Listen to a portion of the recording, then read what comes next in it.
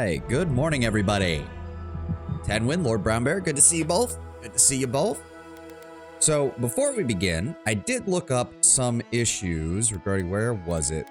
Oh, ray tracing's already off. Huh. Well, that's not good. The second thing that might have shown up that was causing our crashing is this NVIDIA Reflex low latency. We're gonna go ahead and turn that off. Apparently that and ray tracing is the most common thing that's causing people to have some technical issues on this game. So hopefully that will prevent any more issues with the sudden crashes. Hopefully. Luckily, we did save right before we got into this, so we're not losing too much. Let's go ahead and just dive right back in.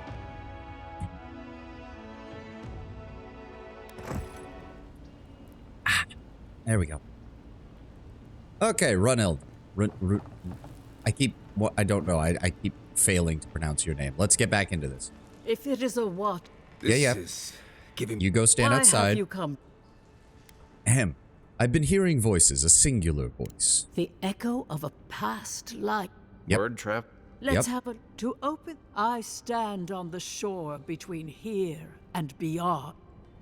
I stand on the shore between here and beyond. Very good. Let's just get back to... Spoken with conviction. Let's make sure she survives the conversation with the voice in our head before we go making any plans for romance there, Lord Brown Bear. I dip my toe into bottomless depths. I have a very bad feeling she's not going to survive the encounter with the voice in our head. I just have a bad feeling. I dip my toes in a bottomless pit. The lake is a mirror. The mirror is a door. And the door stands open. The lake is a mirror. The mirror is a door. The door stands open. There we go. A garden gate? Impossible. Someone is here with us? How? You can romance Kai, but it requires you to finish all quests and talk to him close to the end of the game. I mean, we're not doing that, but I guess some people are going to be happy to romance the fish man. Who are you? What are you? Show me what you are. A hand knocks on a bark. Yeah, we've seen this. I Yep. hear He's no Kana. He's no Kana. He's no Maya. echoes of echoes. An uninvited passenger? Only 2 hours to full release. He's no Takehu either. Now she's hearing voices. Great. Is that going to cost us extra or something? Marius, if you have nothing to contribute, you can go stand outside. You even offered to do so. Calm down. Curious. Something clings to your soul, felt but unseen. Voices, echoes in the placid lake. Shelter the seed from winter.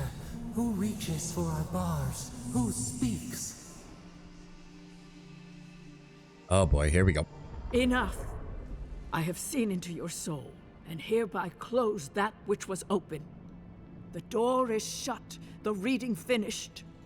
Oh, someone sounds a little bit concerned. Well, that was truly unexpected.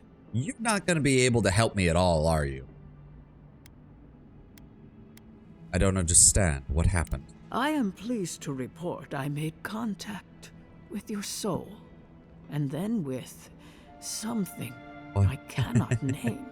Is there an island where you haven't porked someone on? Yeah, that's us.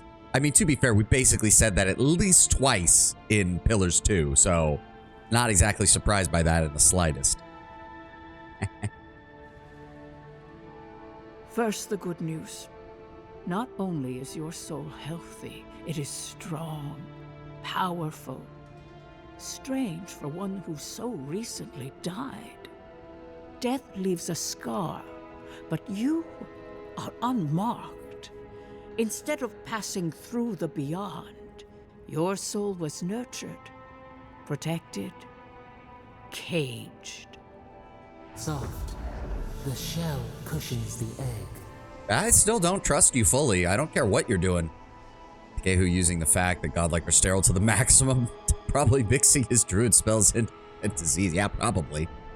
You know when we watch Madame Morenzi in the first game, she mentions that you that the talking you do with her is just how you best sense of seeing souls. Given that Runhild needs all this pomp and ceremony, it could be not as comprehensive as the Watcher of PoE. That's possible. The vibe I also got, Lord Brownbear, is that us seeing her talk was more her talking to the voice and not to us, and not physically, because one of the dialogue options was even like, hey, you seemed really distant there for a moment. Like, the game was presenting what she was saying, but what our character saw was her just kind of standing there and staring at us. So I think there might have just been a slight, they weren't sure how to present it. I do think you're correct that our Watcher in Pillars was a little more attuned because of the nature of his awakening. But I do think that they were at least trying to show, like, it's weird because we as the player need to be able to see what she's saying and all that and what's going on. Whereas the character should have not seen her even talking. You only live because someone would not permit you to die. But I wonder, who? And as far as the pomp and ceremony, it's also just possible that she's lived out here long enough that she's just felt the need to, you know, she just adds some of this stuff on here. Imagine our Watcher would be Kubrick standing for a moment before just suddenly coming back into focus. Yeah. Given how Adir and Aloth have described it, that sounds about right. What does it mean to have a strong soul? Of that, I am unsure. You might find that you suddenly have new abilities that manifest in battle, for instance. Or you may feel a spiritual connection to ancient places, like memories not your own. Yeah, we already had one of those. But that does not explain who pulled you from the grasp of death. Who would do such a thing? I mean, it's probably the voice in my head. I can say much, but that thing, whatever it is, eludes me. Also imagine that a Watcher whose main job is to be a Watcher enjoys it a bit more, enjoys to make it a bit more special, make people believe them a bit more. People have a tendency to believe the mystical when it's fantastical. That is very true, Tenwin. It has been years since I met a godlike. Their souls have a sonorous quality, like the music of a bell. Well, yeah, that's the chime soul left over by the sings gods. Together with the god that has claimed them, made them their own. It gives them power. Yeah, but it also serves as a pressure release valve for the god if they need that power back, unfortunately, as we discovered in the second game. Your soul, it has no chime. In its place, a thorn jabs at your essence, working its way to the surface. If I recall, there's a difference between an old soul of a Watcher and a strong soul. Yes, as she even pointed out, strong souls tend to be able to manifest things, and combined with godlike abilities, that manifestation can be more powerful. Our Watcher had Watcher as their second job after being an adventurer / landowner, so it doesn't surprise me they would just go, oh yeah, this is this, this is that, now let's move. Yeah, no, I think I made that point last time when we were towards the end, before we actually started the conversation, where it's like, yeah, our Watcher was more of the get to the fucking point spirit kind of person. Like, more diplomatically than that, but the end result was usually that. I'm not sure I like the sound of that. Is it possible to be removed? One cannot remove something so deeply entwined with their nature. Not entirely. The returning storm spell is awesome, especially when heavily upgraded. I'll have to take a look. Air is not air. I told you the good news. Now comes the bad, or the unusual. What if instead of pulling the essence from the godlike to the god, like the old gods did, this thing has made you a godlike? The thing that made you a godlike brought its essence to you when shit went south. That's possible. We're gonna need to know more about the entity that's in us, though, is the problem. We're lacking a lot of context and information, unfortunately, Brown Bear. When you came into this life, a thorn pierced the fabric of your soul, and your soul grew around it, trapping and embracing the invader. A godlike's chime is a gift, a blessing. But a godlike's thorn? That may be a curse. do you think the voice in my head could be the thorn? Can a soul commune with itself? A fascinating idea. But I have no answer. I mean, technically, isn't that what awakening kind of is? The soul having a communion with itself and awakening to previous memories? We know that a god touched you at birth, but which one and why? They always signed their work, and none of them lay claim to you. That is true.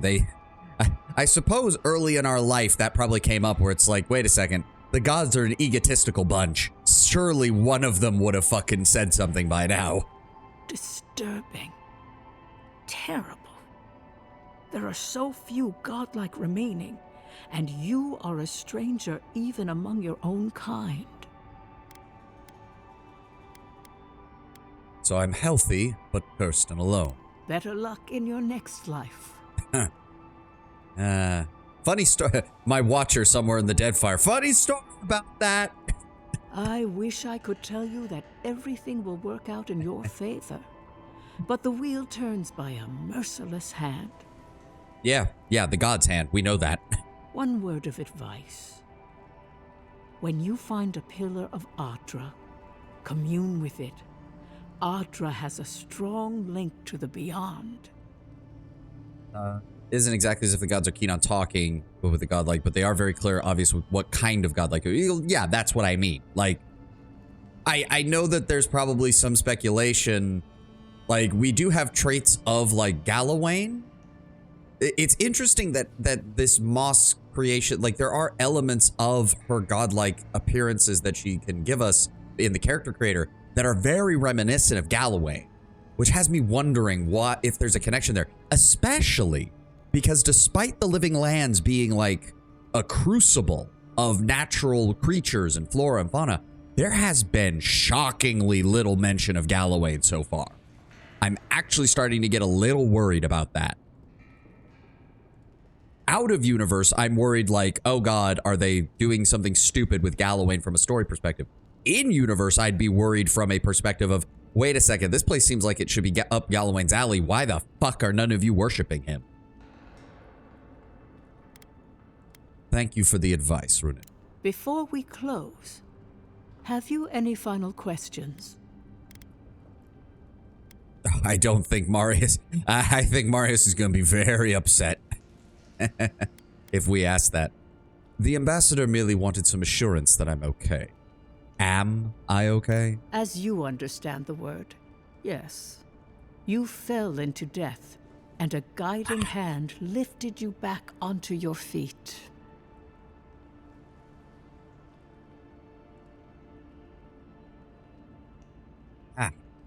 Just the... There we go. That looks a little bit better. Hold on. We're losing mouth tracking. I don't like that. Son of a bitch. There we go. That's better. I think more it comes down to no follower of Galawain have gone out here, at least not overly religiously. But that seems weird. Like, the nature of this place is it's been getting explored for over a century now. Neither are the Valiants of Fear. Oh, okay, I guess that kind of makes sense. Still, it seems a bit weird. That guiding hand, whatever it is, must be what brought you back to life at Liviana's. Your soul is healthy, but it is also a mystery beyond my sight. I feel like this is very invasive. I honestly don't feel comfortable asking about that. I know that there's a lot of, like, we maybe could find more stuff out, but this feels, between Marius expressing his honest concern over this and Kai not really feeling to care about it, this feels very invasive. This has been enlightening. Thank you. For us both, I assure you. Glad someone got something out of this. Safe travels, godlike, and thank you for the glimpse at your wonderful soul. I will pray that your next turning of the wheel is uneventful. Until then, you are bound to live He was a rich deer in the and deerwood in his complicated previous life. life. Oh god, that'd be cool. Did you get any of that? That just sounded like a hot breeze to me. This kind of thing makes my skin prickle. Let's get out of here. Yeah, see, like, everybody else is very, like, that is not something that they want to deal with. I'm not gonna put them through that when they're supposed to be my companions. That just sounds like being a massive dick. What have you got around here? Let me see what... Ooh. Fancy. Dream journal. Another restless night, I watched people scream and flee and die as a mountain toppled over and buried them.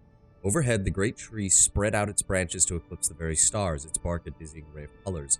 The dreams are getting stronger but not clearer. Whose soul am I detecting? Why is my sight blurred when I try and focus on it? When last I had this dream, it augured the death of my village by a maddening blight. What is the dream trying to tell me now? I do not understand. Maybe I'm not meant to. Maybe it's for someone else. Interesting. Find me. Audra, copper skeet. Oh, go. God damn, she actually has a bath out here. That's surprising.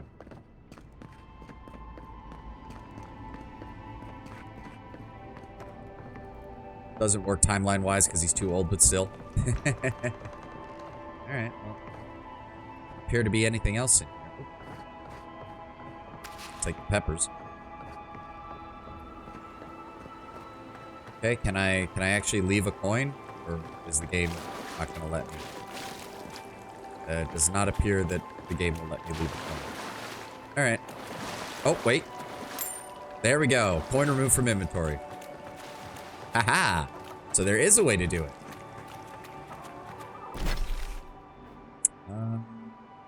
What's that saying about what I should do next? The OST in this game, while fine, isn't particularly interesting. It's unfortunate. Just an E-Bell left after PoE 2. Yeah, I mean, I haven't noticed it. Like, the main menu theme is pretty nice, but everything else has just kind of been okay. Like, no standout. Nothing bad. There hasn't been anywhere I've gone like, wow, this piece doesn't really seem to fit or anything like that, but nothing like that. Easier to track to get information regarding whereabouts. Bring the supplies to the refugees. We're working on that. Bring the luminous Audra to the Sapiento. I want to go ahead and mark that, please. Investigate the area around the Temple of Andra. Search around the Claviger Estate. We have no treasure maps. Ralga is at Mercenary Falls, and the yellow bands are there. Sansa. I must be missing something. Nothing like the tavern music in PoE 2 or the combat music. Yeah. Again, nothing bad, just nothing standout yet. Maybe we'll get something later down the line. Oh. Maybe we could jump down there.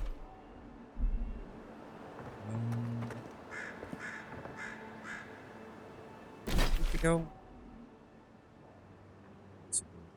Falls, the Rise. They should have brought a Wu-Tang Clan. No, they don't need to do that. Hold on.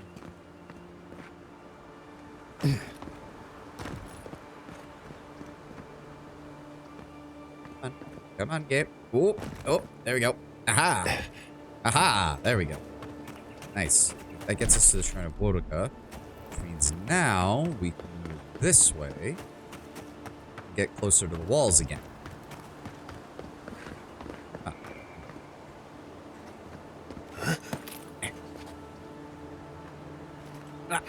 Aha! Oh, okay. Ah. Was that a pig? Yeah, it's another one of those giant pigs. See what I mean, though? Like, Gallowayne's followers would love to hunt something like this. Are you kidding me? That would absolutely be something they would do. Oh. Okay. Keep quiet.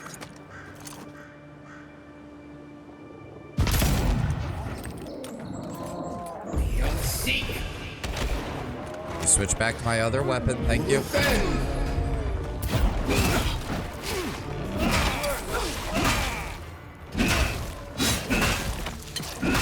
There we go. I was just getting warmed up. Indeed. Oh, we level up. Nice. All right. Let's see here. Just out here casually massacring my cousins. I mean, hey, your family attacked me. They keep doing it, Lord Brown Bear. Maybe you should talk to them, huh? Let them know that as the streamer that you watch is getting sick and tired of being randomly attacked by wild animals out in the woods. Should we grab Grimoire Mastery, maybe? Crackling Bolt. Conjures a powerful bolt of electricity, bounces 3. Bursting sphere of fire that leaves behind deadly lingering flames of fire accumulation. Nice.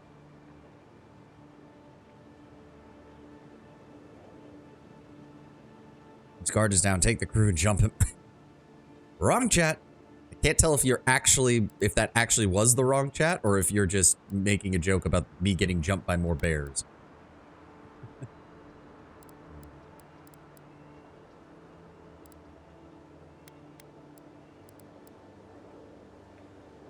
Okay, that's what I figured. Mr. Frost, Ring of Fire.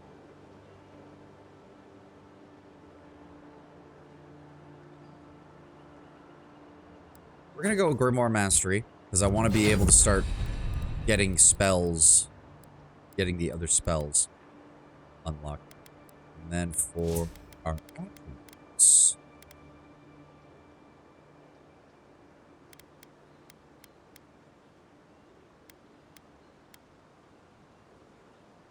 intellect is at 5 right now thanks to the Arcane Stream. That's nice. Ooh. They actually have a breakdown of all of this. Nice. Grace, Bron, Beetle. Oh, cool. They've even... Oh, that's nice. Violent Resolutions 1, Peaceful Resolutions 2. One lie. This is not my Watcher, though. My Watcher was obsessed with honesty. This character, he's an envoy of the Imperial Court. He knows that lies are sometimes needed to grease the wheels, shall we say. Also, we've killed 79 fucking Zarips. Jesus Christ. I think we're gonna up Resolve.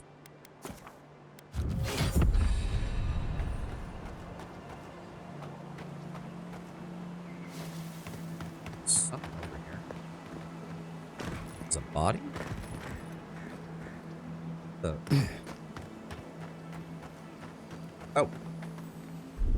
Alright, take care of that for me, would you?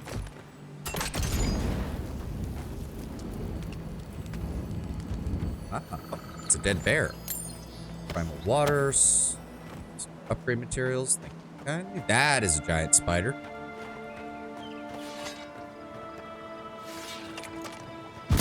Oh, I did.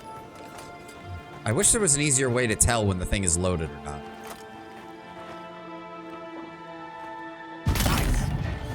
Come and get me.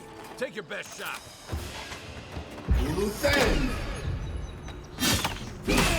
Run in. Slice. Where's the next one? Oh, get blasted. Are we good? Oh, that went better than I expected. Nothing from those bodies. Grab a little bit of essence. Oh, what are you doing out here?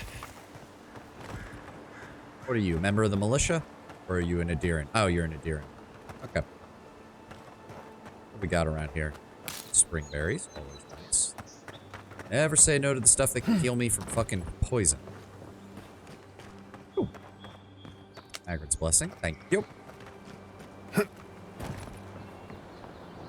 My goal will be 0 lies and 0 peaceful resolutions.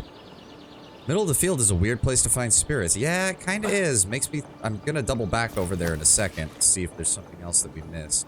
Oh, I hear loot. I hear it. I hear it. Oh, common pistol. There we go.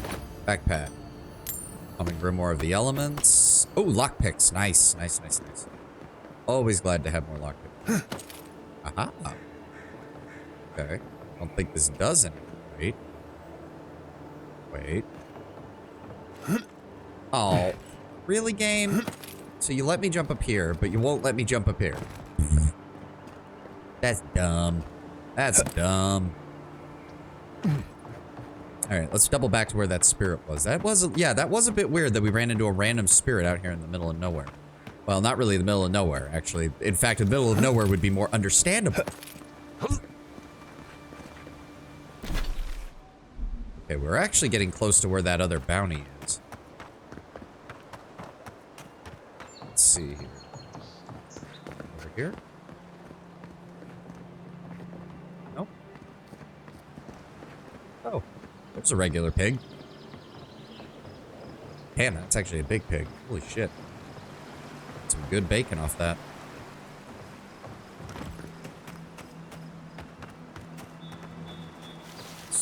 The gate. Seems a bit weird, but okay. I mean, I guess... Yeah, just... I could really go for some pork chops. Pigs are bigger in person than you think. That one actually looks a little runty. Oh, okay. I'll take your word for it. What's all this? Cheap fertile lands. Too good to be true, you said. You were the one who told me we should try our hands at farming. The land under our feet is nothing but clay and salt. Who says we can't try anyway? I'm pretty sure that's not going to be good for agriculture, but maybe you could start a pottery business. If you came all this way for arable land, you might as well get back on your ship and leave. Actually, I've come on behalf of the Emperor. Maybe he can help us. We're not taking another stranger at their word. I mean, usually I'd probably say that would be a good policy, but hey, I'm willing to help if it helps, I guess. He's a godlike, not a stranger. What have we got to lose? A gentleman sold us his farm, sight unseen, of course. He boasted of making a fortune off the living lands. Okay, so you really were just buying absolute bullshit then? We risked everything for this opportunity, but the place is in shambles and the earth is barren. I'm afraid that most of the best land is well known to be further inland, away from the sea. As if we could afford to move. Price of land has tripled since the Adirans arrived. So do we find a way to squeeze life out of this dead farm? Or do we cut our losses? Dawnshore does need farms. How about this? Consider me a financial backer. I'll give you 100 coppers and help finance it on behalf of the Empire of Adir. Oh my goodness. This is more than enough for seed. And we'll need workers for tilling the soil. Hit one thing at a time, my love. I don't know how to thank you, but if you want us to farm, we'll farm. Our first harvest is dedicated to Adir, and that's a promise. Thank you. Not the See? advice I would have given, but I guess miracles happen. You I know, mean, sometimes it's kinder not to give people false hope.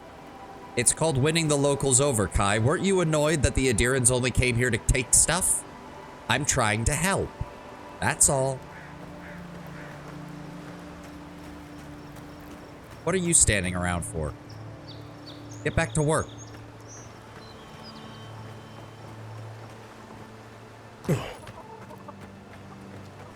Well, they have a couple of chickens, so they could start with that. Lord knows there's enough insects and whatnot around here. Maybe you could start a chicken farm instead of a normal stuff. Eggs are always a good commodity. Failing that, you've got enough land. Maybe you could sponsor some kind of expansion of the city. I don't know. Standing around is my job. Oh, so what the fuck are these What in the... It's like an overgrown... What are they called? Tapirs? I think is the animal I'm thinking of. Because the tapir has like that weird snout. But these things have horns and feathers. And zebra stripes. A tapir plus an ox.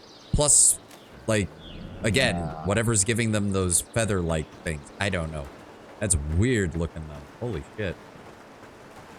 Alright, points for that, Obsidian. I wasn't expecting animals like that around here. Yeah. Ooh, springberries? Springberries. Okay. Alright, so this is taking us near the Godless Ruins. Let's finish up exploring this side of everything. I wish it would tell me what that said. We haven't seen that much cattle in Aora beyond cows and PoE 1. That's true. Anything over here? Nope. Oh, and this takes us back over to where, yeah, where these guys were. Where these guys were. Right. All quiet here for now. Okay, so that's the lift. Oh, okay.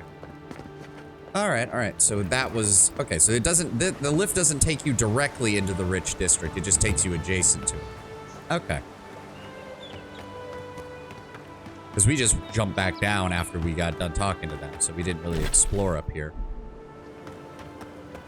Oh, that's a cave. Hello. Doesn't look like there's anything else in there. What you got? Letter appears to be unsent. Though smooth now, it bears evidence of having previously been folded in the shape of a paper glider. Said to be an odd collection of biomes, so if we're going to see odd-looking cattle, it'd be here. Yeah. Mr. Oracle, we've been very generous with your skellings, and I appreciate it, but the Adherents have started asking around about me at the market. Isn't often regular folk are carrying purses full of gold, you understand? Now that they've gone and started inspecting all the shipments coming through the ports, I can't afford to keep ferrying your goods. The sciences aren't exactly illegal in the city, but the steel garrote people don't much like it either. And I'm starting to think I might end up at the bottom of the river if we keep this up. Sorry, I know you'll understand. Niall. Is that the name of the guy whose body they found over here? Hold on. Or I don't know, because the guy's corpse doesn't have a label on it. Could be. Alright, we found another fast travel point. Please. Let's keep exploring around here. Oh. Here. Bizarre. This is the path Offred told us about. Bang. Oh, no, you don't! Fuck you. There we go. Oh, shit. Okay. Stop it. Get out of here. No. No. There we go. Oh, okay. The barrier went down pretty easily. That's all of them. Nice. Did I forget something? Oh, no. That's just the marker for that. There's a plant over here. That. Nice. Zarups are going to be frustratingly common at the rate we've been killing them, from the sound of it.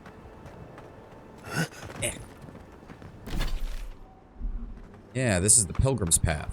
Right. So that means the Adherents must have set up shop. Oh, okay, wait a second. Alright, we're right above the Godless Ruins. Oh, and there's a path that actually leads down towards them. Great view, isn't it? You can even see Fort Northreach in the distance. Really? Too soon. Wait, what? Oh, I guess it's supposed to be the island over there. That would be my guess. Oh, no, wait, there it is. There it is. Okay, so it's literally right outside the harbor. It's all the way out there. Okay.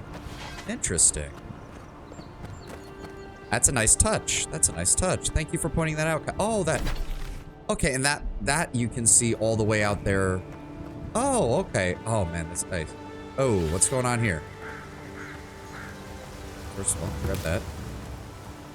What's going on here? You traveled weeks to see him. You can wait a few more days. Kara, you would not be so glib if your family's souls were crying out to you for justice. Oh, we have a Hawana. Some crusty old priest isn't going to change that. That bright coloration, does that mean the cattle are poisonous? Or that the male of the oxen impresses the females? Well, she said Akara, so she's from the Deadfire or something. The Temple of Aethys is closed. Ugh, I don't know why everyone in the Living Land suddenly wants to see the old kook in there, but it's not happening. Not today, anyway. Probably not tomorrow, either. Not with the way they're dawdling. Since when do you make the rules?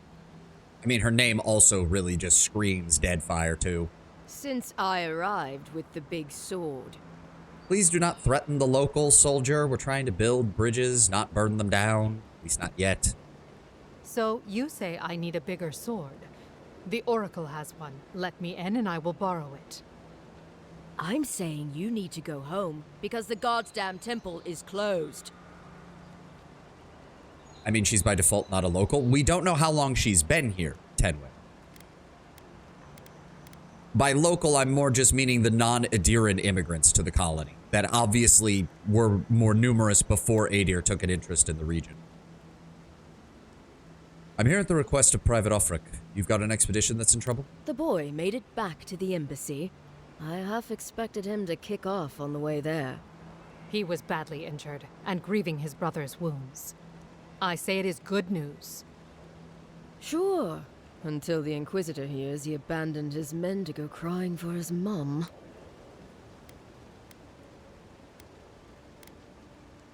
As an envoy of the Imperial Court, you will let me through now. Right. Of course. Absolutely.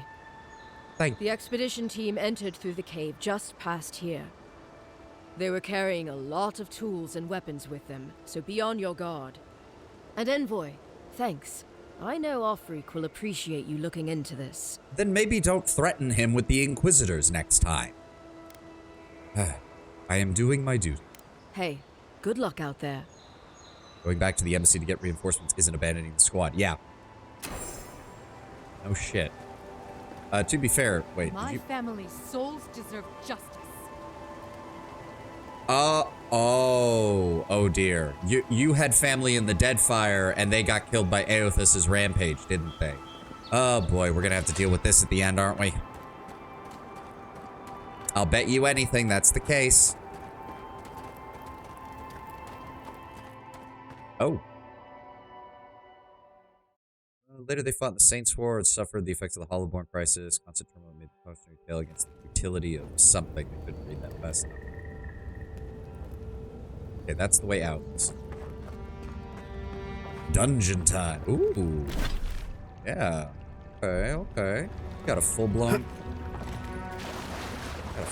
dungeon. The hell?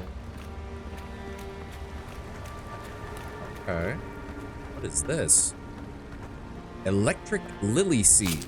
Okay, so I'm guessing that is our electric grenade.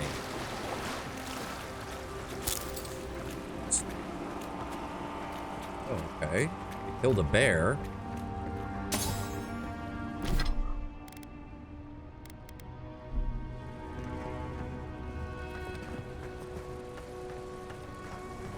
Essence generator. Mechanical devices that can be activated with shock damage. Okay, so they turned this one on, obviously, but they also broke it. So if I... That's it. Door's open. Okay. Okay, but... Right, but what about what's over here? Is that where... Okay, hold on. We're gonna go through here first. Oh, somebody set off this trap. And there's another one. Okay, move slowly, people.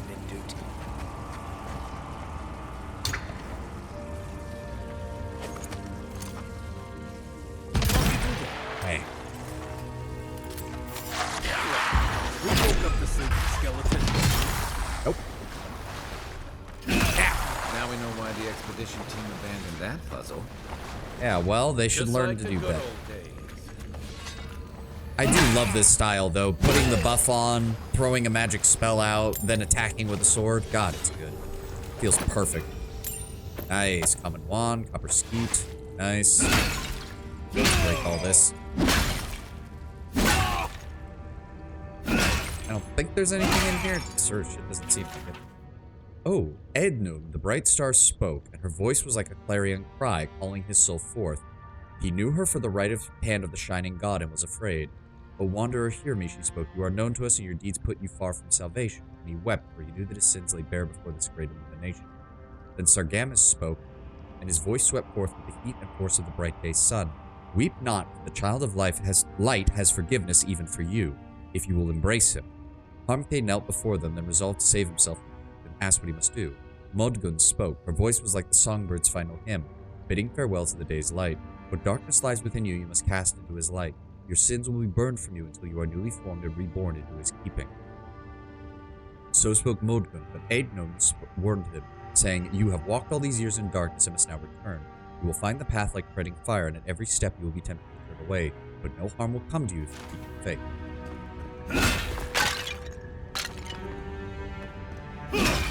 Oh, that one's not breakable.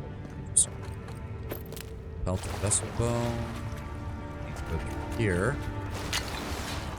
Oh, that wasn't too bad. So quick. Let's head deeper in. Skeleton warriors.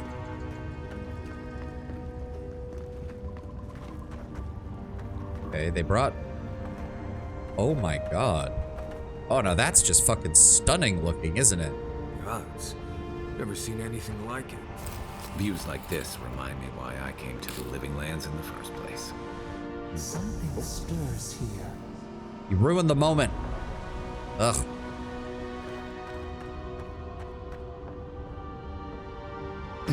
Alright, let's keep moving.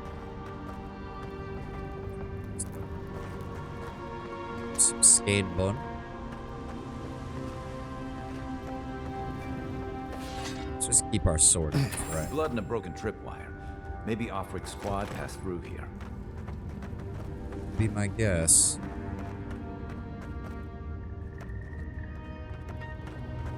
Let's grab the Paradis ladder. Nice, very nice. Look at that. That statue. How did anyone build that all the way down here?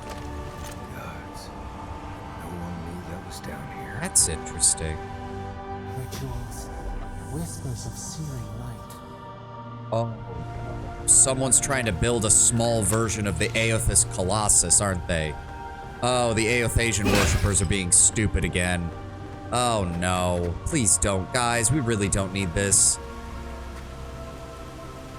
Especially not in Adiran territory. They're gonna flip the fuck out when they find out you guys did this. Okay. Zarb's ahead. Suggest going around them. We can fight if you're feeling itchy. I mean, I don't see a point in not fighting them. Zap.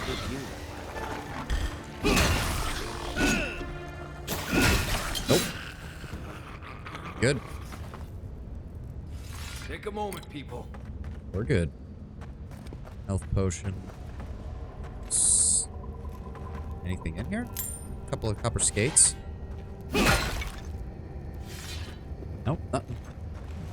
Oh, you dropped some. Some more money. Nice. What? Oh, where do you go? Oh.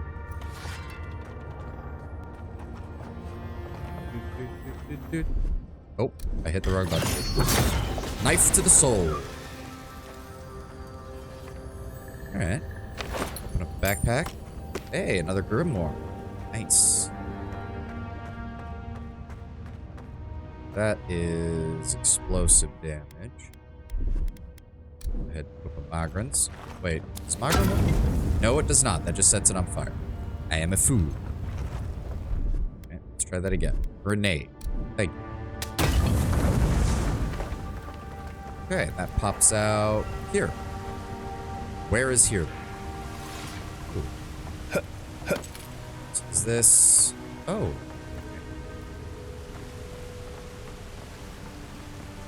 There doesn't appear to be anything over there. That's just okay. So that's just the alternate route that that Marius would have suggested. Okay, fair enough. Between a necromancer and an animancer to a new fan. I mean, the best way you could say it is that animancy is morally neutral, usually, and necromancy is almost always bad.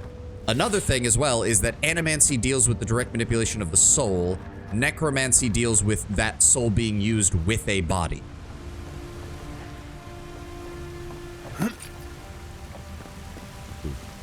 It's down here. You can't just have blue shining light and not expect me to go investigate, game. Oh dear. Ow! Oh, that's a pressure plate, isn't it? I'm an ass. I'm an idiot. That was my bad.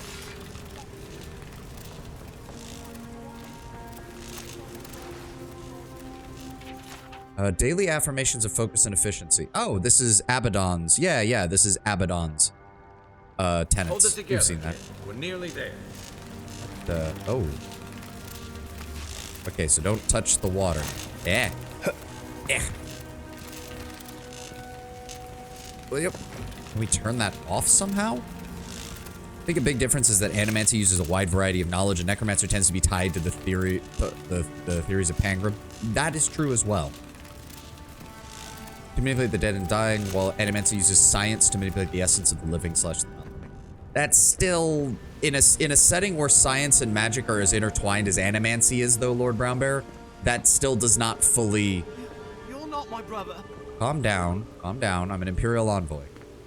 I got to be dreaming. Oh, gods. Am I dead? Calm down. You're a soldier of Adir. Is this the Beyond Spirit?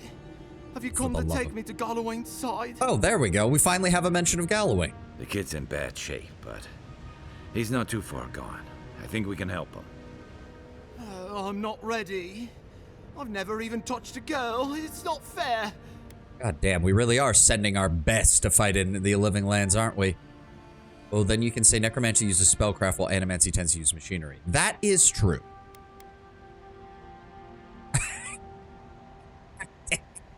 No. That makes no fucking sense. No. God, no. What the fuck game?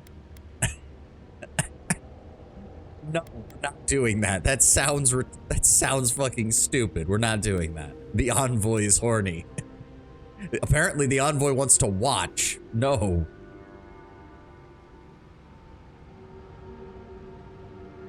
The fuck does the option mean help me? Which part? The dying part or the virgin part? Give him a healing potion. We got plenty. Oh, God, that's wretched. Are you sure you're not trying to kill me? Oh, first you're not sure if we're real, then you complain about us helping. Dude, I outrank you by a fucking mile. Don't push me. Gods, calm yourself. Your wound's already closing. Confirming that healing draughts taste like ass. I mean, I'm not surprised. Given the fact that in most settings they're made from some ungodly combination of alchemical ingredients, yeah, they probably taste like shit. See? You'll be back on your feet in no time. Oh, wow. I feel leagues better. I thought for sure you were coming to take me back to the wheel. Who are you? What you doing down here? Offric sent us after you. Where's the rest of your team? He actually made it? I wasn't sure he'd come through. And he sent the Emperor's fucking envoy. Damn. Am I ever glad to meet you? What kind of shit? Like, are we talking extremely bitter, or is it tasting like something vaguely toxic? My guess is vaguely toxic. Like, the whole point is that it's kind of... I would imagine healing, just the taste in general probably makes you recoil. But, like, it's one of those things where it's like your brain's trying to tell you, oh, there's no way this is going to be helpful. But your intellect is telling you, no, this is a healing potion. For the love of God, drink the damn thing. Focus. The free expedition score. Where are they? Right. Those assholes. They went on without me after I got hurt. We'll come back for you once we've got the relic, Admin, honest. Oh, shit. Yeda was probably hoping I'd croak so she wouldn't have to tell Offric how she abandoned me. All she cares about is that Oracle and his relic, which is probably just a big old dog bone if you ask me. It's probably still down there, fiddling with the statue. You must have seen it on your way in. Anything I need to know about the Oracle? I doubt I know much more than you do. I mean, you're godlike, just like him. Oh dear, this is Come on, kid. Don't get starstruck now. Well, he's touched by Aethys, right? And he's supposed to be old, like hundreds of years old. Okay, so he's an elf godlike then, which means he probably inherited an elf's longevity. And I don't mean elf old, he's extra old, like Aethys never has mind. Been keeping him alive or something. Okay, the game decided to fucking slap me right in the face and say, nope, you're wrong. Great. He's old. Anything else? Aethys wouldn't consume his own children. Not unless he really had to, and he'd at least feel sorry about it, but I mean, he wouldn't stop. The healing potion tastes so bad. Ventured emotions. I can taste a light touch of lavender and rosemary. Is this an Adiran recipe? Actually, that would be a hilarious world-building moment, Tenwin, is like different regions having slightly different health potion concoctions, not in the actual effective ingredients, but in what they use to try and mask the taste. That would actually be kind of cool. They used to receive pilgrims, but only the ones who could make it in. This place, it's like a trial. Yeah, We've seen the same traps and crumbling buildings you have. Like, I could imagine that the Hawana might mix in a little bit of rice wine or something like that into it to try and make it a little more palatable, give it a burn as it goes down, maybe with some spice. I could see the Rautayans having more of like salt, gunpowder, like maybe even a little pinch of gunpowder put into it. Anything to just try and cut the fucking taste. And he's building something. A statue of Aethys, I think. But I don't know what for. Perhaps the different soils having different results. Well, the implication that we even got from that one alchemist note we saw earlier is that most magical herbs have the same properties no matter where you plant them. The living lands being the sole exception. I mean, after what Aethys did in the Deadfire, people don't come here anymore. What about Geda, your leader? Our captain, she's... I don't know. I don't want to talk out of turn. Relax. You're not the first person to have a bad commander. It's not like that. I mean, it didn't used to be. Yeda's not been quite herself lately. I've always known her to be cautious, careful. Now she charges forward recklessly. The idea is that it's so revolting at first with the Paradis convinced it must be toxic, but as you drink more in the brain, there's this flying, allowing you to taste the other flavors other than bitter hell. Imagine it's the same way with healing draughts. That too. That would be an interesting one as well. And she pushes us as hard as she pushes herself. And that's how I got hurt. A cautious commander suddenly becoming reckless. I swear to God, we better not be running into another mushroom infection. Has she been short-tempered? Distracted? Yeah. When we make camp, no. she has these terrible dreams.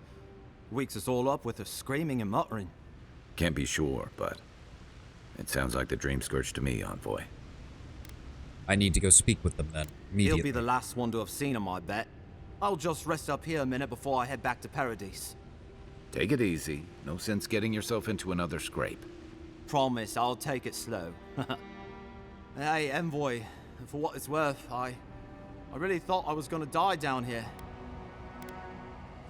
Given the extent of your injuries, you probably would have. It's a lucky thing you found me then. I'll see you back in Paradis, Kate. Get yourself there safely. Right, yeah. You got those assholes to save and everything. I hope they're better off than I was. What have we got here? Oh, find a deer and meat. Oh, so he was probably also trying to cut the pain by drinking. That probably was not helping his mental state any. Essence potion. Oh? Oh, how do we get in there? It's interesting, though. Aethasian worshippers usually aren't the biggest... I mean, they're not... Like a good kid. Glad we could give him a hand. Maybe one of Juliana's girls will, too. He's gonna have a hard time getting out of here, but at least we gave him a fighting chance. So, the kid said the expedition team went deeper, looking for the Oracle. I imagine the Oracle has something to do with that creepy statue we saw before. Maybe we should take a look. Correct. What's in here? Are those essence batteries? They certainly look like it. It's interesting, though, because... I mean, the Aethasians aren't against animancy, but we've never seen any sign of them actively using it either. Okay, that's an interesting first line. The living lands do not exist. Certainly there is an island. Certainly there are valleys, rivers, lakes, and mountains. There are trees and fungi in abundance. Taken together, do these not constitute the living lands? I will concede that they constitute the description of the northernmost continent of the equator, and that this continent is equidistant from Adir and Rautai. I will concede that this continent is real as long as you and I walk upon it. We call this island the living lands, but the living lands is merely a descriptor of its attributes. A list of attributes does not alone make up a place. I believe that for a place to become real, it must have a name. For a name to be real, it must have a history. History confers meaning, and meaning is given to a name by its namer. But the living lands cannot be this island's name because I have traveled its breadth, climbed its peaks, delved its countless depths, and all I've discovered is that the living lands has no namer at all. Unless the words we use to describe this continent, the living lands, were given to it by the goddess, unless these words have a meaning only they could comprehend, unless these words have a history only they could know, and the haecity, the thisness of this place was lost with them. Okay, a little philosophical there, but I get the gist of what that person was saying. Basically, we call it the living lands, but we don't actually know what this place was called by the original inhabitants. and they were the ones who would have given it a proper name. I don't think we missed anything below. Hold the phone. Because I wasn't really looking when we came up here. I need to know that we didn't miss anything down here. Hold on. There we go. Okay, no. We're good. That was a dead end. Yep. The living lands do not exist. Wait, what? Turns out this entire first part of the game was just my watcher having a bad dream. Alright, well.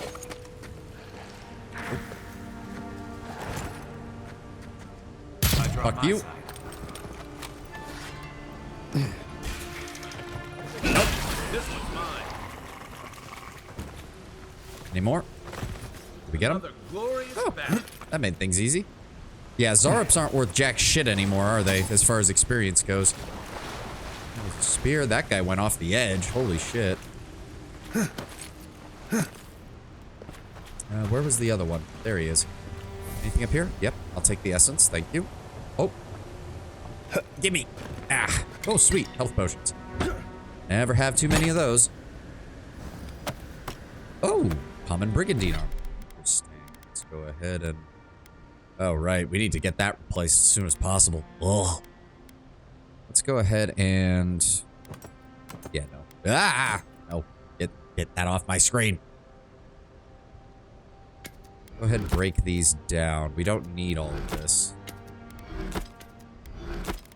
And we're keeping the drawn-in winter axe as a backup one-handed weapon.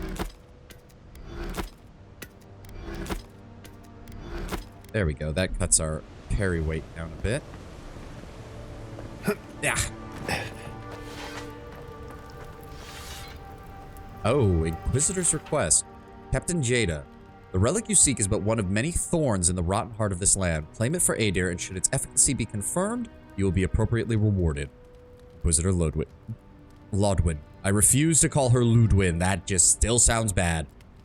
If Ludwin's after this relic, we might be on the right track. Hey, Watcher, you look like a bull kicked you. What? Majority of godlike gone, steel corrode, a new voice in your head? What are you talking about? We're just on our way home to the Deerwood. Remember to drop me off at Hasango.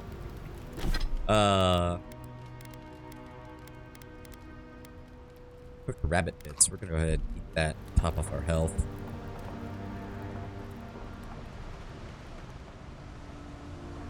Yeah, those are definitely essence batteries. Oh dear. Someone's up ahead. Keep your eyes open. Oh yeah, he's totally making a fucking miniature version of Aothas's Colossus. Oh, this isn't gonna be good. This isn't gonna be good at all. My brother. Can it be? Come, stand in the Whoa. light. Let me look at you. Okay, it is a bit weird that he has the markings like how Aothas's copper form, or Adra form was. Unless he added those later. Like, I imagine the gold skin and the central dot and the ones on the brow make sense because Aothas has always had stuff on his forehead with the stars of Aothas and whatnot. And he's definitely an elf, but if he's old, like, he's supposed to be old, but he looks young. So that definitely means Aothas is giving him some additional, like, anti-aging.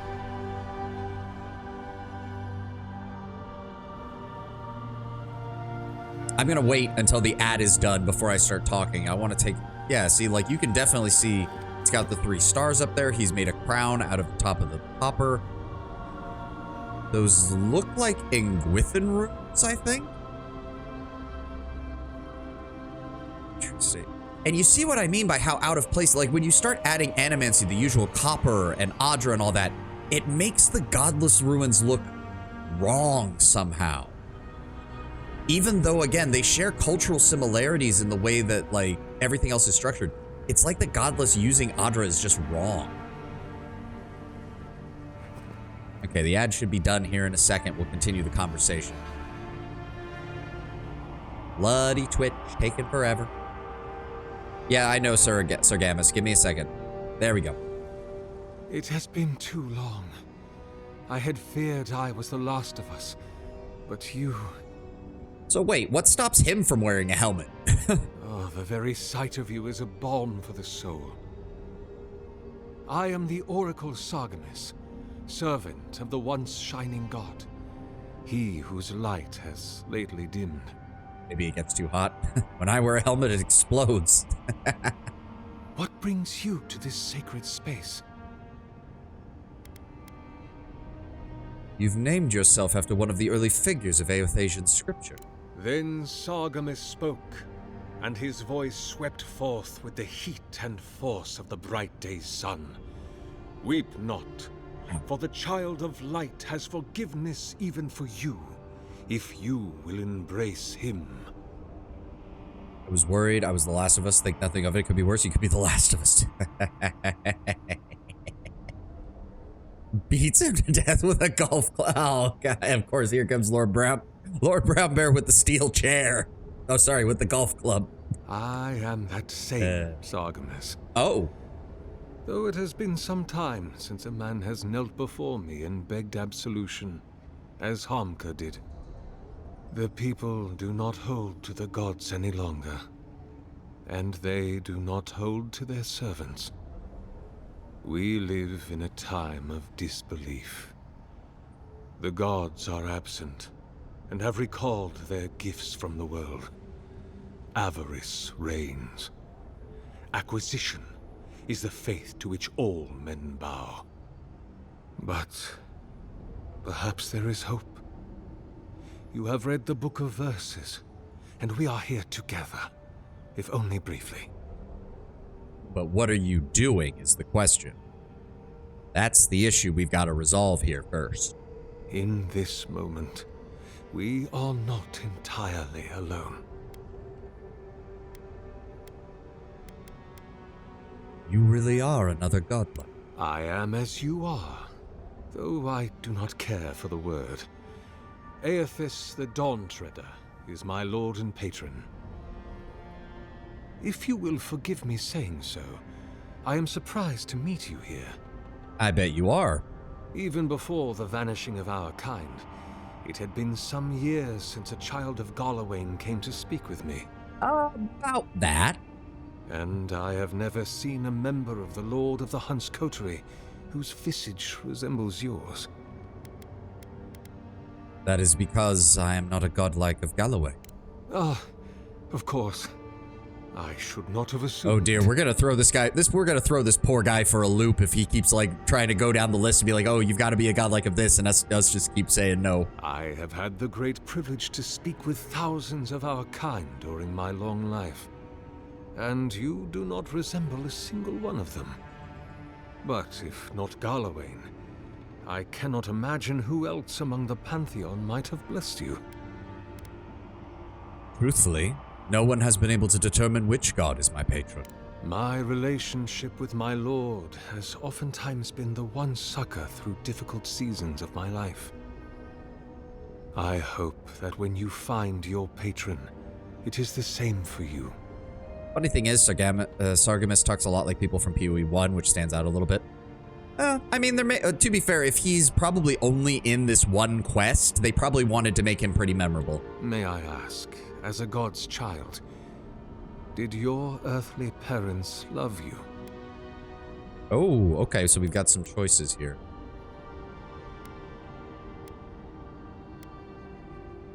Daddy issues ahoy! What do we want? We're an arcane scholar, so we must have had at least some pull. 3 sounds the most logical. Yeah, I'm leaning towards either 3 or 5.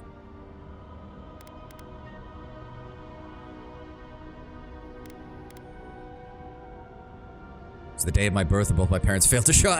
We're gonna go full Doofenshmirtz. Or Ding, what is it? Doofenshmirtz? Isn't that his name? I don't know. It's been so long since I've seen any of that show.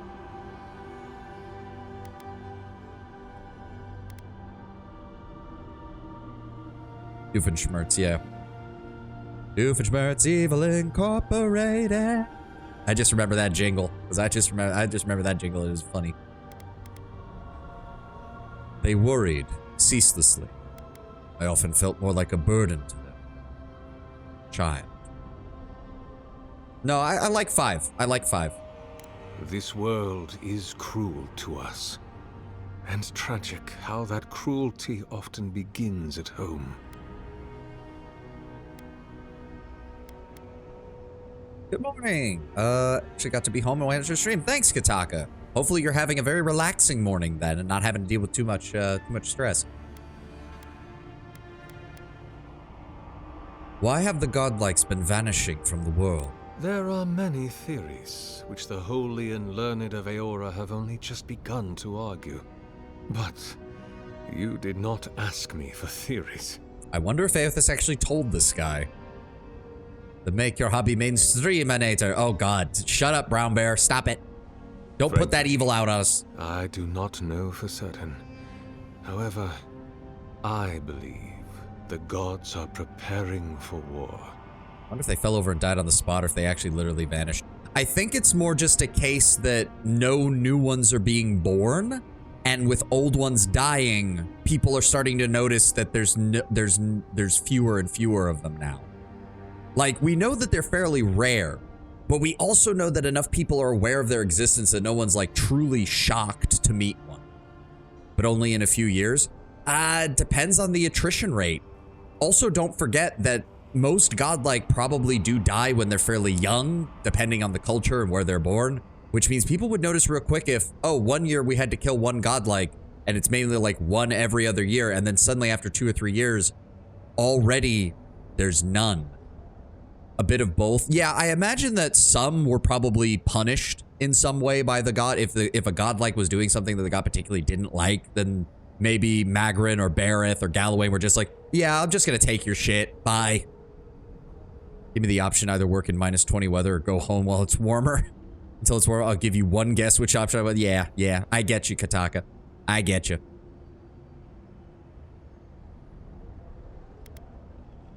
A war against each other. A war of all against all. Oh boy, we're getting Lockean up in here. A struggle between destiny and design. Who yokes the soul of the world? Whose machinations turn the wheel? Who acts and whom is acted upon? And of course, Wodaka is going to want to be the one at the top of that particular pyramid. That is the ultimate power, brother. The only power there is. I'm suddenly reminded of Heinlein. Force, my friends, is violence, the supreme authority from which all other authority is derived. To decide the fate of another, and to make it so. For so long as we have lived, it is the gods who have decided for us. But change is possible, if we are brave enough to want it. Suddenly the warning of us down in Texas getting 0-degree wind chill doesn't sound so bad. Yeah. Well, I mean, it's the wind that always kills you when it comes to the cold, Kato. Violence, or as the Deerans like to call it, the implication. They won't resist because of the implication. And Kith have lately grown very brave indeed.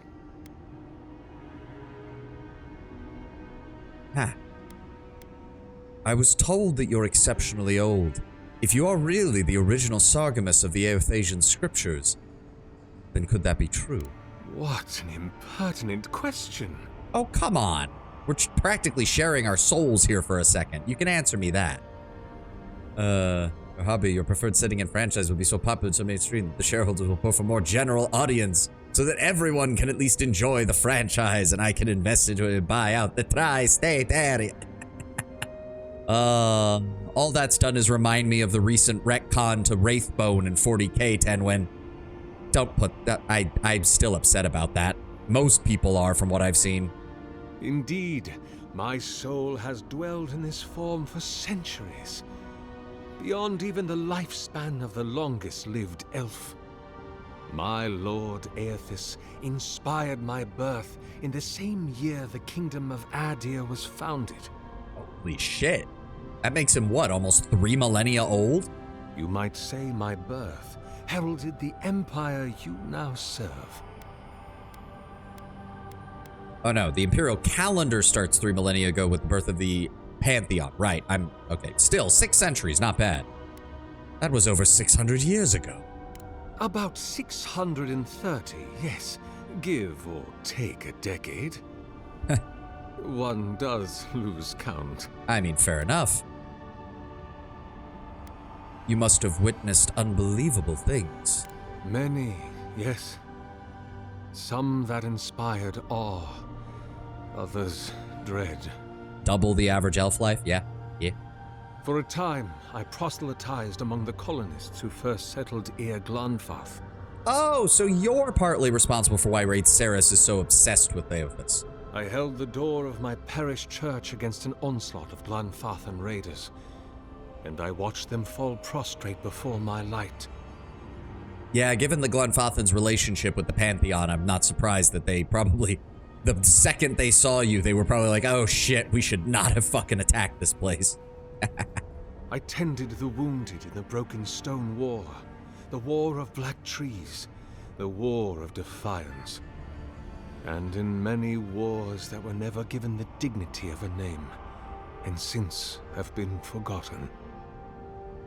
Never understand the need to simplify lore so more people can understand. If they don't understand shit like how Wraithbone is made or how robots use humans for processing power and not for energy, they'll just ignore it and enjoy what they do understand. Yeah, like, I never fully understood some aspects of 40K until I really deep dived in it. It didn't stop me from enjoying it when I first found it. Political, no, Perry, that might frighten off the average consumer. Now we will throw in the memes and make it a gacha mobile game with average to bad looking female characters. Oh god, shut up. Stop putting this evil in the world. You already know that this happens, Tenwin. Was it here now, but now it's dropping fast. Oh god. I can hardly recall them anymore. I don't suppose you ever met Saint Widewood. Is that what they're calling him now? I heard the man that was Widewin speak when he was but a farmer. He had a presence even then. Furious, incandescent. It was astonishing, his power. I wonder, had my lord already made a home in his body by then? Did my lord share with Widewin his plans to wage a pointless, bloody war while wearing the poor man's face? Basically, yeah. Yeah, I mean, my watcher over in the Deadfire would tell you that yes, he did. What a grave injustice.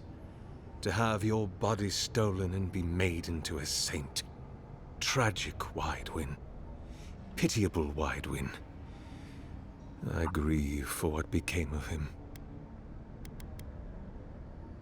Do you wish it had been you who had been made into the saint? God help me. I do. You spent a long time in the Deerwood. What made you stay? The Deerwood has been a troubled place since the very moment of its inception. I'm not looking like Charlie Day with his string theory, then I don't want the lore. Good. No, that's a good point, Kato. If you could... A setting should be enjoyable without that, but it should be deep enough that people can do that. Even this one is not very happy about his patron. Yeah. Well, to be fair, he's been alive for so long, I'm not surprised he's found some things to be upset by. Conflicts erupted as regularly as spring flowers, to bloom and die as swiftly. So, there is always some dark corner in need of light, if you'll indulge me in the metaphor. Truthfully, I had been jailed for proselytizing in Colklin, and it was to the colonies I was exiled. Really? Born at the start of the Adiran Empire, born in Adir, and they still kicked you out because they were so obsessed with Wodoka over Aothas. So it was the Deerwood or death. I had nowhere else to go. So the only godlike we've yet to meet are Whale, Wodoka, and Abaddon. Yep. And technically Skade. Technically, we haven't seen a Skaanite, unless you... By you not including that in the list, you're implying that there's a Skaanite godlike later in the game, Tenwin, which would be a spoiler. Please don't do that. So why haven't you died yet? That is a question for my lord. I have asked him many times, but even when he spoke to me, he would not say. I suspect it is his essence that has kept me alive, And now that he has abandoned this world, well... I haven't. I more meant that we have heard a description of a Skane godlike. Well, yes, but we haven't seen it. Like, even if we had been told, oh, Eothasian godlike have, like, golden skin and weird eyes, it's like, it's a difference between being described and being seen. I soon expect to die. Are you afraid? Not anymore. Eothas talked to you. In prayer, in dreams, as I ate and loved and labored, his voice was a constant murmuring in my ear. But when I spoke to him, he never did reply. So, do not mistake his talking for a conversation. He only wanted to be heard. And why would you tell me this? Because you are my brother, and I want someone to know. I assume that this is the Temple of Eothas that I heard was here. Be welcome, for you have found it. People like you and I once sought this place in moments of spiritual turmoil, when the world and our souls could not find rest. Honestly, Wodoka is the one godlike that we neither have a description of nor have any concrete idea how they would even look. My personal thought on that, Tenwin, Wodoka does not make godlike. Or if she does, she only creates one at any given time. It strikes me as very fitting to her that she would not contemplate the idea of ever splitting off any of her power to give to a mortal follower, unless it was absolutely necessary. So at most, there may be one Wodokan godlike per generation, and never more than one on Aora at any given time. If Wodoka selects someone to become a godlike, it is a big deal. Moments of war, famine, massacres. When those such as us are called upon to speak the gods' wills and to lead. Makes you wonder if Theos was ever born as a godlike. I don't think he could have been, because in order for there to be godlikes, there had to be gods, and Theos predates the founding of the Pantheon, and his soul is explicitly have said to have remained intact and the same every time it is reincarnated, meaning he cannot be a godlike. But I have seen not one of us these last 3 years, and it is rare indeed that pilgrims come to pray. Perhaps our meeting now is the work of immortal hands. Oh, I pray that it is so. Why would godlikes visit this temple and not the temples of their patron god? Godlike. Such a meager word for us, who are the gods' eyes and ears and hearts. Theos is likely what Wodoka has in place of godlikes. Yeah, which may explain why she's on the lookout for a replacement after we destroyed him in the first game. I don't think we've ever gotten 100% confirmation how a godlike and reincarnation works. Well, actually, the Watcher kind of left a description. The chime is sort of grafted onto the soul, and then the soul grows around the chime as it is born into the world. In the same way that she described our patron god as having been a thorn that our soul grew around instead. So it seems to imply to me that the god essentially inserts a sliver of their own essence into the soul. However, that would imply that it's attached to the soul of the body. The implication seems to be it's attached to the soul.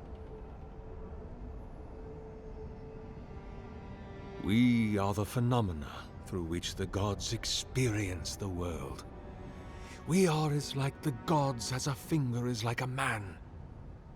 Occurs to me the godlike appearing in certain places of the world would be a way for the gods to spread their authority, like with the Kehu. That too. That would work with the Ingwithans, very much so.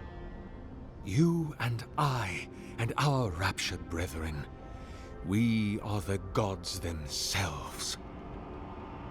That's all very poetic, but it doesn't answer the question. Is this place special to godlikes?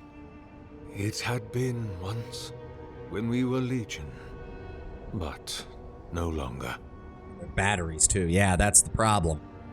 Our kind came here to find fellowship and understanding. in a world determined to bend us to its purposes.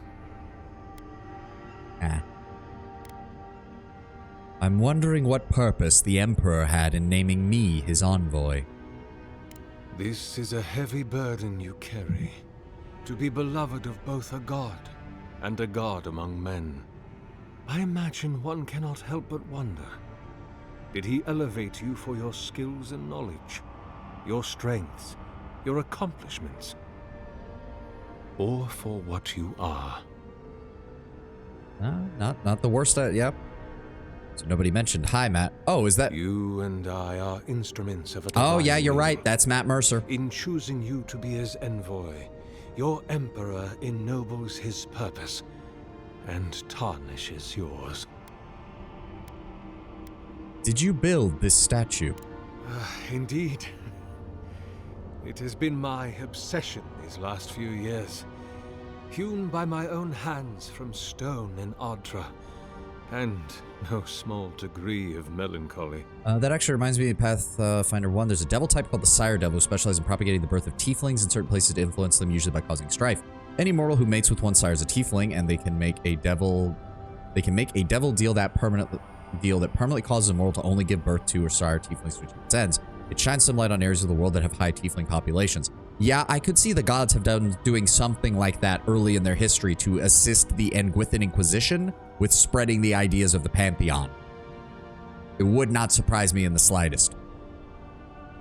I suspect it will be my last great labor before this body is returned to the earth, and I am returned to my god. Why a statue?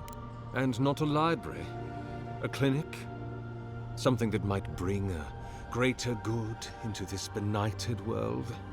I mean, that would be more fitting for Aothus, I would imagine. I leave such projects to the children of Helia, Margarin, even Wal in their way. No, a statue is what my lord deserves. A graven image for a remorseless god. Cold as winter light, distant as the tallest peaks of the White March, fit only for he who stares at history and does not blink. I've been hearing a voice in my head since I arrived on this island. Could that be my god? I suppose it's not impossible, but the gods typically make themselves known to us in our earliest days, before we have left the comfort of the womb. They are present in our hearts and mind before we even have a notion of I at all. Hey, it's a bot. Don't anybody click on that link in case you're not there. I don't know. They're trying to get around the goddamn things. Thank you for your interaction, bot. It'll look good on my metrics. Bye-bye.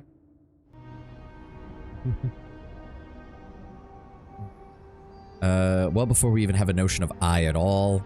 A lot of anger. There is a little bit. You can kind of feel it simmering under the surface with him. I'm sorry. Yours is an unusual case. Tell me, this voice in your head, do you want it to be your god? It's more that if it's not my god, I don't know what else it could be. Other than a symptom of madness, you mean? I'd rather not contemplate that, but yes. You do not seem especially troubled. No more than any kith subject to life's uncertainties. As to what the voice is, if it is unlikely to be a god, I cannot say. It may be a particularly powerful soul attempting to control you, or the echoes of a past life. Perhaps it is the sending of an archmage, or some ancient construct of Engwithan make. I mean, I highly doubt it's an archmage, unless one of the archmages figured it. Well, I was literally just about to say, unless one of the archmages figured out how to become a fungus, but that literally is what happened. But maybe I should just shut up. Or it may just be the beginnings of the Dream Scourge. Oh, so you're aware that that's happening. Whatever this voice is, I suspect only an expert in souls can say. Well, That is enough pleasantries, Sargemus. I was looking for an expedition of my countrymen. Did they pass this way? An expedition? I'm afraid I don't understand. Expedition, as in a group of people who are exploring and looking for something. Right. Maps, ropes, pitons, rugged boots, water for days, people down here looking for stuff. I am familiar with the concept, tomb raiding and the like. What troubles me is why they would come here. Well, supposedly they were looking for you. These ruins are not so different from the many others on this island, except that they are a good deal more treacherous. And this representation of Aethys we stand before, it is the work of my own hands. They could not hope to move it. I mean, you say that, but they probably wouldn't be interested in moving it, given the fact that you've hooked up animancy equipment to it. These are Adirans, after all. They'll probably just want to break it. Do you know what their purpose is here? Sargemus, please, do you really expect me to believe that you haven't seen them? There's only one way into and out of this place. It's a reasonable question, I'll grant you. You must understand, this place has seen so few visitors for so long that I often retreat into my private quarters. To read, you understand, or pray, or sleep. Break it. Adiran soldiers break dance on the statue. No, I said break it, not break it down. Age has made me slow. I tire easily. I sleep now more hours than I wake.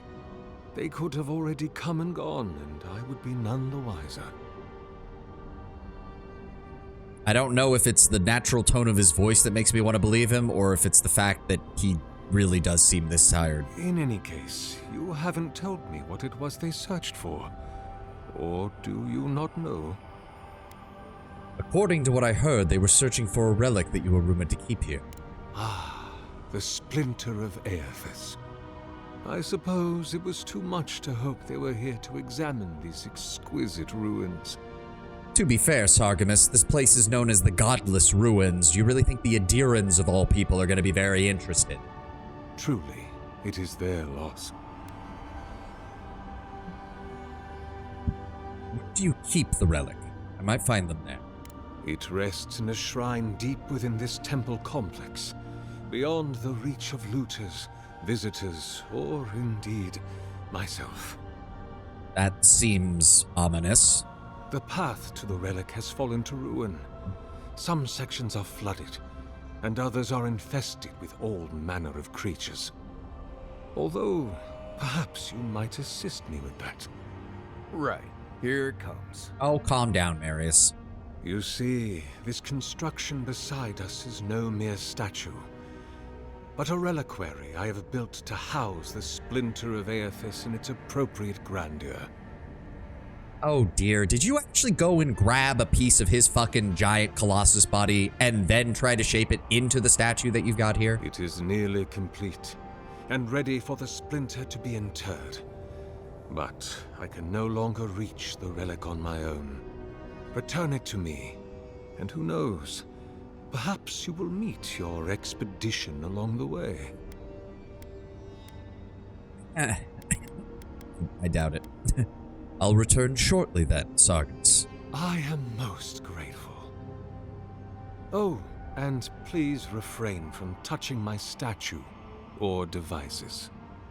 May light illuminate your path, brother. Yeah, I've got a feeling this is gonna bite us in the ass if we're not careful. Also, it really does feel like he's going to attack us if we actually do approach the statue too much. So, okay. Okay, don't touch the statue. I get it. Hey. Is that bronze? Can't tell if... Yeah, it looks to be bronze or copper. Still seems a bit weird the way he's got it set up. Hey, Stylish! Welcome, welcome. It's been a while. Good to see you. Oh. Sargemus, it's been some time since your last correspondence, and I do hope that you're still well. Have the materials and spare equipment for my lab proven reliable? You know how temperamental and finicky old equipment gets. I swear these machines have souls of their own. I digress. I look forward to hearing the latest news about your progress. I have no doubt that the completion of your project will change the world, and knowing you, it will be better, certainly be for the better. that I have had a part to play, and that fills me with a deep-going satisfaction. One day they shall write about us. I can see it now. The Oracle and the Visionary, a titillating tale of two thinkers and their thoroughly thought-provoking theories. Second thought, perhaps the Oracle and the Visionary will suffice. Eagerly awaiting your response, your friend Vitor. It is good that I forgot to send this letter after it dried. Oras would be very cross with me if I did not relay once more that he is, and I quote, rather looking forward to giving Sargemus's oversized animat a proper thrashing if he ever gets it functional. Oh, that Ulrisk. Until next time, my friend. How are you doing today? Been a while. How you been? I'm doing great, Stylish. I've been doing great. No problems whatsoever. We're just enjoying stream. We're playing Avowed. Having a good time. What is... Okay, hold on. Why do I have 2 quest markers?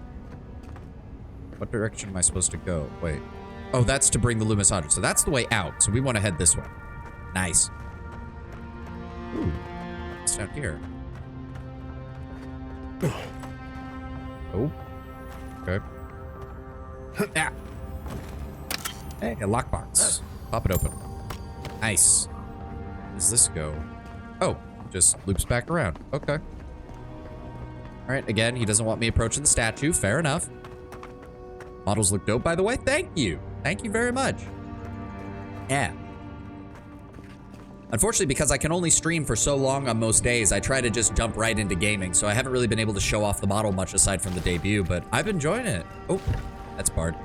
I've enjoyed using it. I've enjoyed playing with everybody, being able to see, and the only thing I don't like is occasionally the mouth tracking decides not to fucking work, but that's on me. I'm more just trying to keep the setup proper. The bridge is out, but that looks like the way to the relic. Correct. Let's see if we can find a way over there. This reminds me of the Strangle route. But how is anything this big growing all the way down here? It must have parts of itself that are up on top. Yeah. There must be parts of it that are up at the surface that are drawing enough nutrients down that it's able to keep growing down here. What we're seeing is mainly the root system. Never saw it before, just seeing it now? Yeah, we've been having it for a few weeks now. Oh. Oh, he's got it straight up plugged into this thing. Hold on. Look at that. Yeah.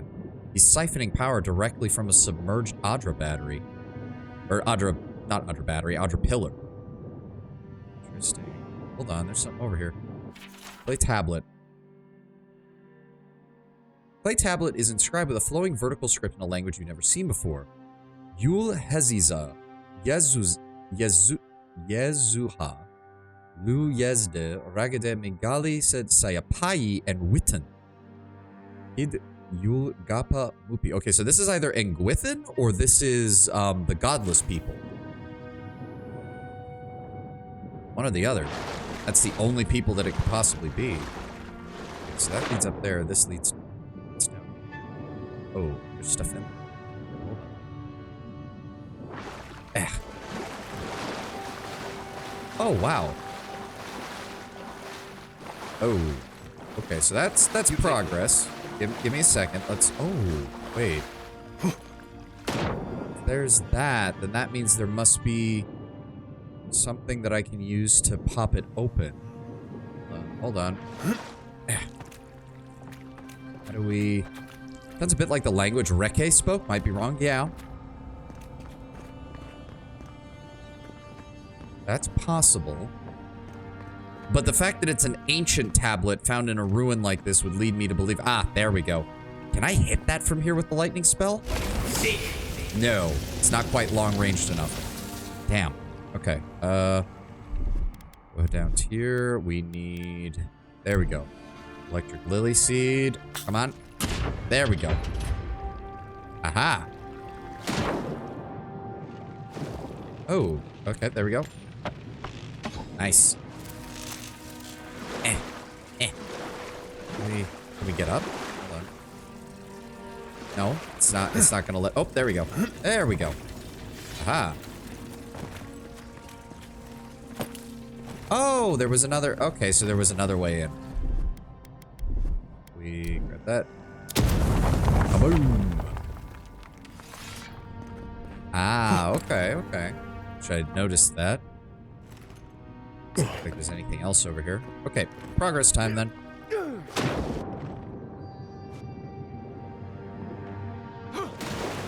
I'm alert to you. Thank you, Stylish. Thank you for being here. Where were we? All right, we'll deal with those books in a second. We've got spiders to deal with. 1, 2. Got him. Oh, get back here. All right, we're doing good damage. Cool. Nice job, everyone. Damn straight. Ooh, lots of books, lots of books. Lots of books. True Stories of the Living Land. We've seen this one. That's from the previous games. Yeah, more upgrades. There we go. History of the Living Lands, Glossolalia. In the ruins of Okaizo, the ancient city of the great city of the ancient Hawaiian and the Deadfire, once found a curious inscription. Okay, so this was written recently, because this must have been after Ukaizo was uncovered in the second game. The inscription was written in 3 languages and arranged in a circle around a small pool of water. 2 of the languages were unknown to me. The first of these scripts was largely runic, rounded and orderly, and looked like it was meant to be painted rather than chiseled. It put to me mind of the architecture of Engwith with its frequent arches and odd conjunctive angles. The other language branched off one large stem. This one was curious. At first I thought it meant to have read left to right, but the character shapes didn't have a flow that felt intentional. It wasn't until I tilted my head that I understood. I was attempting to read it on its side, that I was instead meant to read it from top to bottom and right to left. Fascinating. Never seen it anything like it before in Aora. The third of the scripts I recognized. It was near ancient Huana, a language I'd studied idly in my youth. I had been obsessed with its more logographic predecessor, far ancient Huana, for many years. What a pleasure at last to see something I knew. After a few hours of meditation, I recall enough of the alphabet to take a stab at a transcription. Kawingwaro Awaturi. Yeah, this is Wingaro Awaturi, the king of Ukaizo. Katua neki pinui Ukaizo ne kingi o kingi. Kane no anoa angati kwa et eni hene ke aki katinga. Wingaro Owaturi, king of Ukaizo, king of kings. It is the cadence of a dedication. Could this last inscription be a key to deciphering the 2 other unknown languages? Possibly. And my guess would be that yes, one of these is an Ingwithan script. Possibly pre-Ascension Ingwithan. And then the other is most likely the, I can't remember the name of them, but Reke's people, the third group. The third group that the Ingwithans in the second game specifically mentioned that they had an alliance with. So those 3 ancient powers, Ukaizo, the far eastern power, and the Ingwithans were the 3 pre-Ascension powers of the world at the time. Where's the rest of these books? There's one. The writing in this tome is dense and spidery and advances across the page in a sprint, but its author's pen had been enchanted with a spell for celerity. Whatever muse ensorcelled it will never be revealed, however, for the book's fragile pages swiftly disintegrate in your hands. Aww. It's a shame. Anything that's up there? No. Great Western Stag, we've seen this one. It's an Aothis parable. Nothing is lost in search for Ukaizo. Yep, this is another one. This was the lady who went off to go find Ukaizo and never returned. The Annals of the Pargrunans, same thing. We've seen this one before. Good to have, good to have. Fireforged Path, The Travels of Yarick Milton.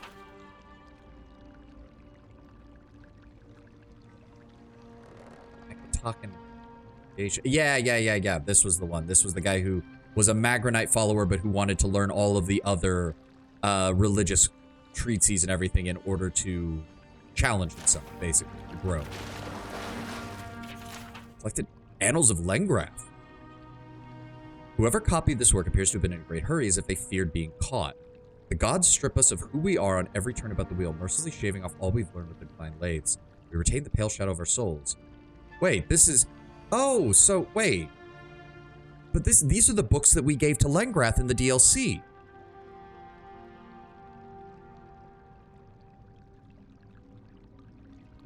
Grafted souls obscured from the sight of the gods, it spreads freely like a blood fever, but doesn't kill its host. I will be a fever of the spirit, invisible, unstoppable, eternal. Yeah, so... Oh, so someone got their hands on those books after I gave them to Lengrath. Interesting. Very interesting. Ooh.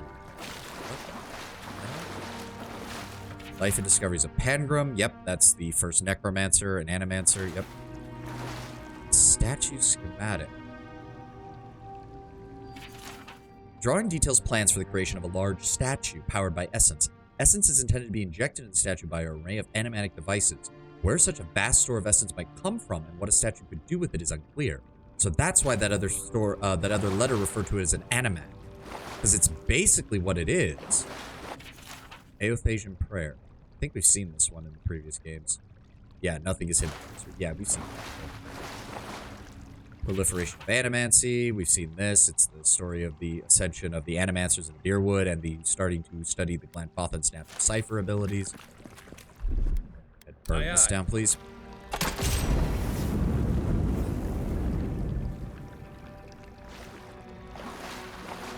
Wait a sec. Oh, how do I? Oh wait, can I shoot it down like I did with the? Aha! Oh, ow! Okay, stop, guys, stop it! You're standing in water. Stop it! Oh, for the love of!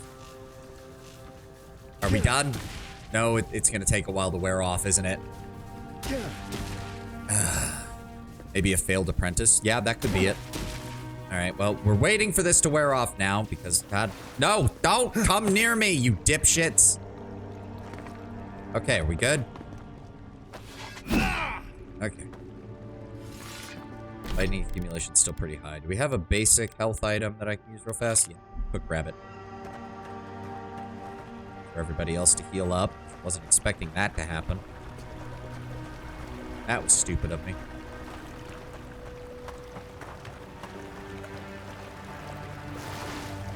Okay, so there's straight up. 6 years in Dawnshore, and I never knew something this big was under our feet the whole time. Well, I mean, you never came out here, so...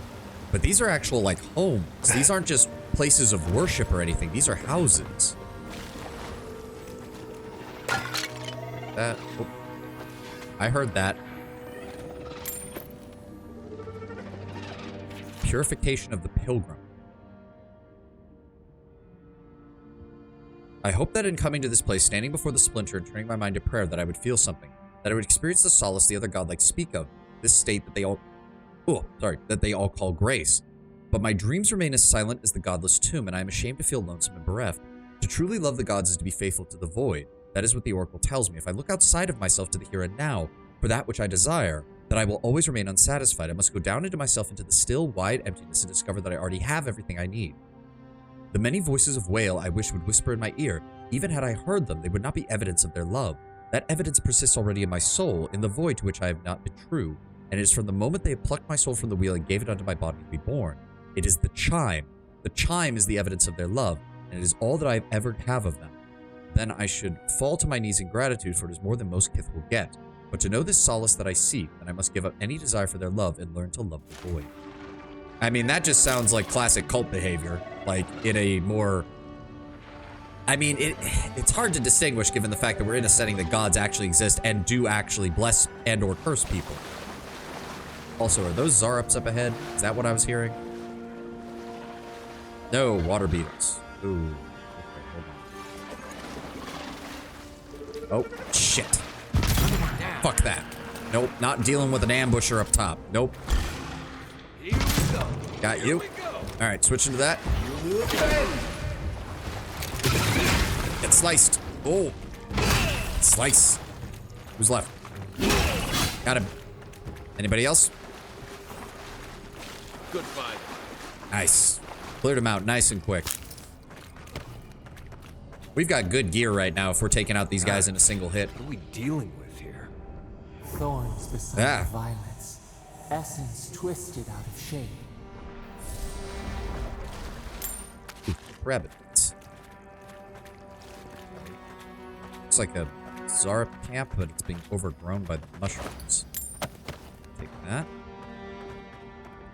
Can I even get up there? I think so. The quest is that way. No, the quest is that way. So wait. What's...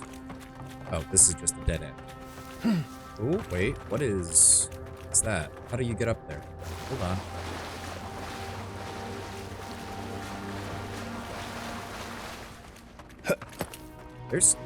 Hold on. There's something up there. How the hell do I get in there? Do I have to... Oh, I might have to take a jump from up there. You're slightly overleveled and overgeared. I mean, it's inevitable that it's gonna happen with an exploration game. Hold on. That's where they want us to go, but ooh, no, there's no way I can make that jump. Wait a second. Wait a second. Robles. Lily seed.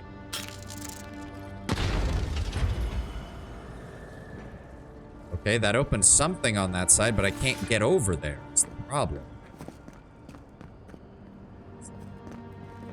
I don't see any way up, so we might have to go further in. I wasn't intending to do that. There we go. Alright, so I guess we go in here for right now. Repose, a pulse beating out of time. Should it be disturbed? Nothing that you're saying is helping me in. If you feel free to get a little more clear in your statements, okay? Until then, be quiet. With this leaving of his precious body, we commemorate our most glorious God with all of the saints. Let us commend ourselves and one another and our whole life to Aothus the Dawn Treader.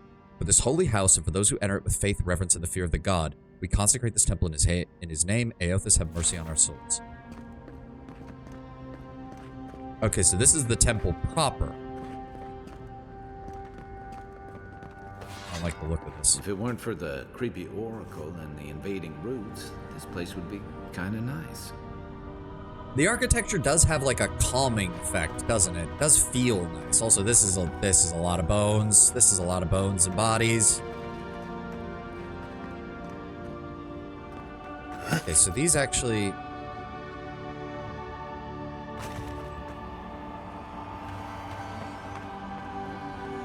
Okay, there's some Magrin's Fury up there. There's definitely something in there. What the fuck is glowing? Oh, it's just a fire. Okay. So there's 2 things that have to be activated for that. Let's put that away. Aha! Crack it open.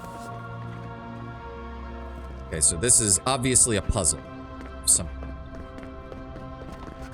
That's an explosive barrel. Why is there an explosive barrel here?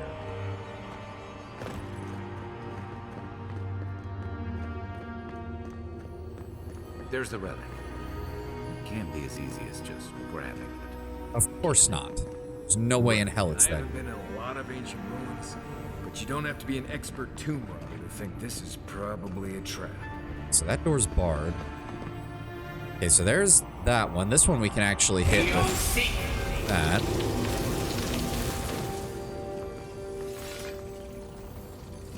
Don't grab that just yet. Okay, so that turned on one of those. Where's the other one? That's the question. And how do we... Oh, take that. I can't get a good look in that room. Okay, for fuck's sake, get out of the way. Can't... I don't see any way to open that.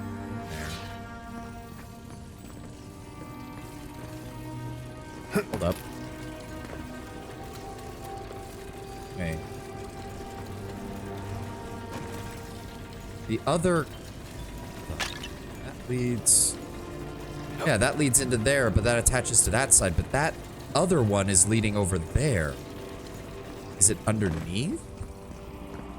Hold on.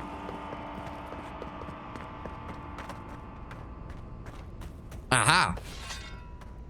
See. Good eyes. They must have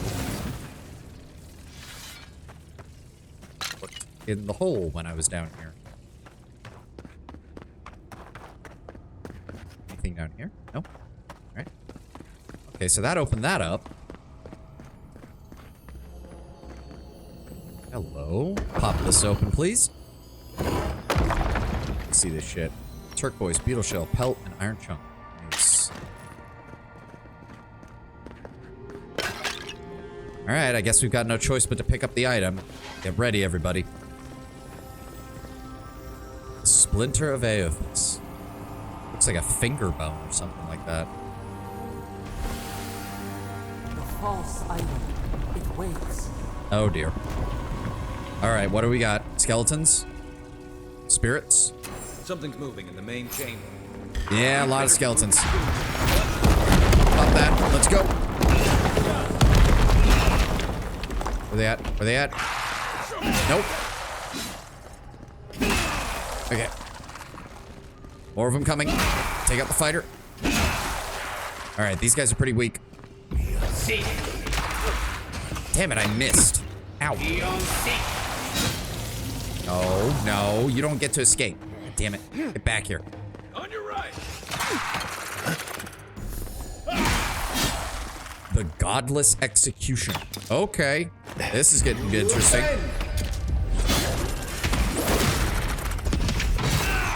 Oh, okay, yeah, we're way over leveled.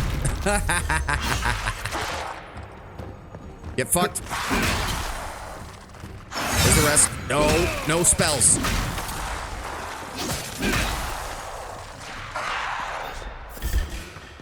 There's more of them. Move fast.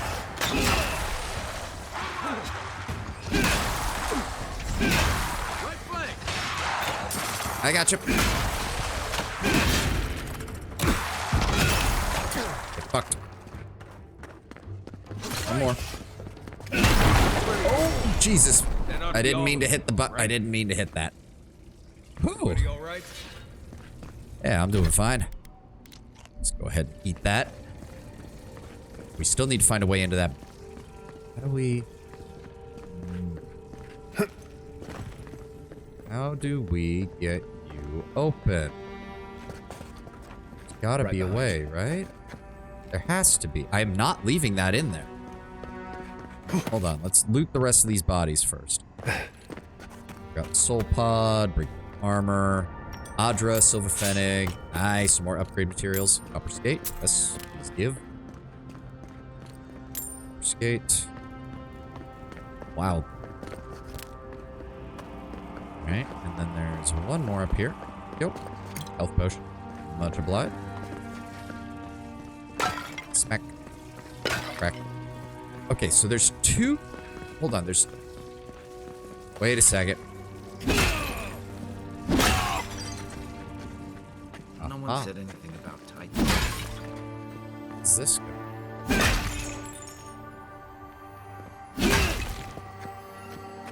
Aha! Get down. Time would deal with you. Thank you for that. Thank you very much. And a dead body. More upgrade materials and some money. I'll take it. Pop this up. There we go. Faster combat isn't bad. No, I like it. I mean, the combat as a whole I like. And if we're gonna be over leveled for the area, well, I mean, we're gonna be over leveled for the area. What do you fucking do? Alright, I think that's everything here from the looks of it. Got that, we got that. If there was anything else we're missing. Still a bit of a wonder. Way out must have flooded during that earthquake. Blasted ruins. Okay, so the layout of this place is fully changed. Okay. So now this leads up here. Okay, it wants us to go that way, but obviously we're gonna head over this way first. Ooh, what's up there? Can we, hold on. Drop down. I think we can make that jump. Yeah, there we go. Okay. Let's break these open. There we go. Give me that. That. Okay. Let's pop you open. Little button thing looks sci-fi. I mean, it is using spirit energy essentially. Like, this is obviously not part of the godless architecture. It's been plugged in here to, like, prevent something from moving. Or it looks like whatever is used to seal this is part of the godless architecture. But without a way to naturally open it, this is basically a bypass that somebody created. Because this looks like animantic energy that's running off of the magic that we shot at. I think you found Master Yoda's hut. You sure you're not at the Dagobah system? Well, for one thing, it's far too tall to be Yoda's hut, Kataka. Don't forget, Luke hit his head on the top of the damn thing pretty frequently when he was there. Okay, how do I... Oh, of course, now I can get to the skeleton because we can just drop in and swim. Take that, thank you.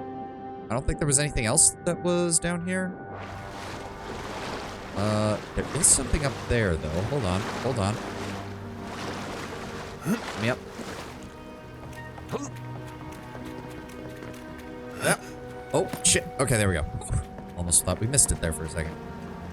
Then we get up here. We jump. Then we jump. Nice. Jump. Fuck yeah. Maybe he was feeling ambitious. You don't know. Money, some more upgrade materials. Thank you kindly. Come here. Then it says that there's a plant. Where am I missing this plant? Hold on. Oh, this is gonna hurt. Ow. Oh, that. Oh, well, that's stupid. Why would you do that when it can just? My completionist mindset tells me to shoot it down so it doesn't show up on the minimap. I don't care. I already got the item over there, so it doesn't matter.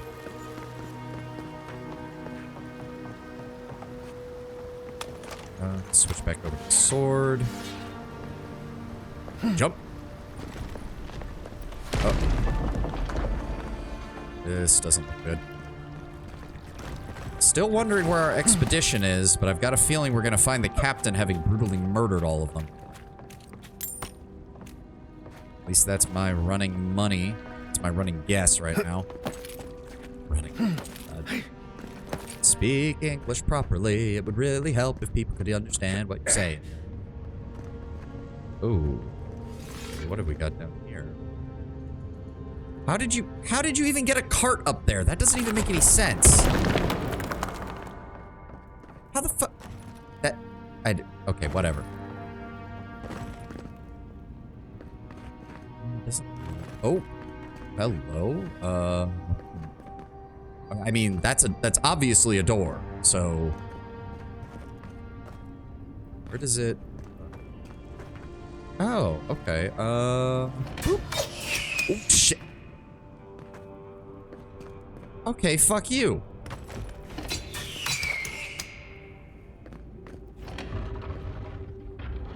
Okay, there was literally, okay, it was just guess. Something's not right here. Take a look around. Agreed. The lighting is most ominous, Kai. Oh, fuck.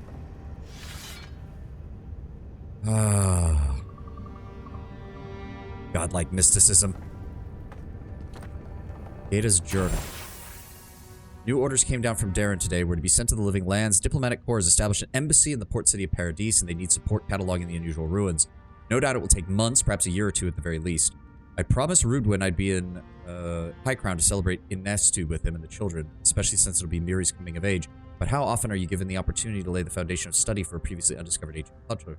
Sure, he'll understand. And Miri, well, I think my daughter will be glad I'm gone. It's not like the gods are making new continents. The world's getting smaller every day. Ah, awfully corpsey in here. Yeah, it seems our godlike friend is more intense than we thought. Yeah, I should have known. Where else was he gonna get essence to power this fucking thing? So, hold on. 3 Preoton, 7th Preverno. I don't remember the month system, but this seems like it's pretty far off. It always seems as though the moment I finally get my sea legs, we're pulling into harbor. And a charming harbor it is, despite what Darren told me. It's not nearly as dangerous as the clerks in High Crown warned. I swear on the Queen, half of my countrymen resent the city that isn't the Emperor's purely on principle. There was a letter waiting for me when I arrived at the embassy. I suppose Reuben sent it before I left. Cowards filed for dissolution of our marriage, but he couldn't muster the stones to tell me to his face. Let him assume it never arrived, for I certainly don't dignify it with a reply.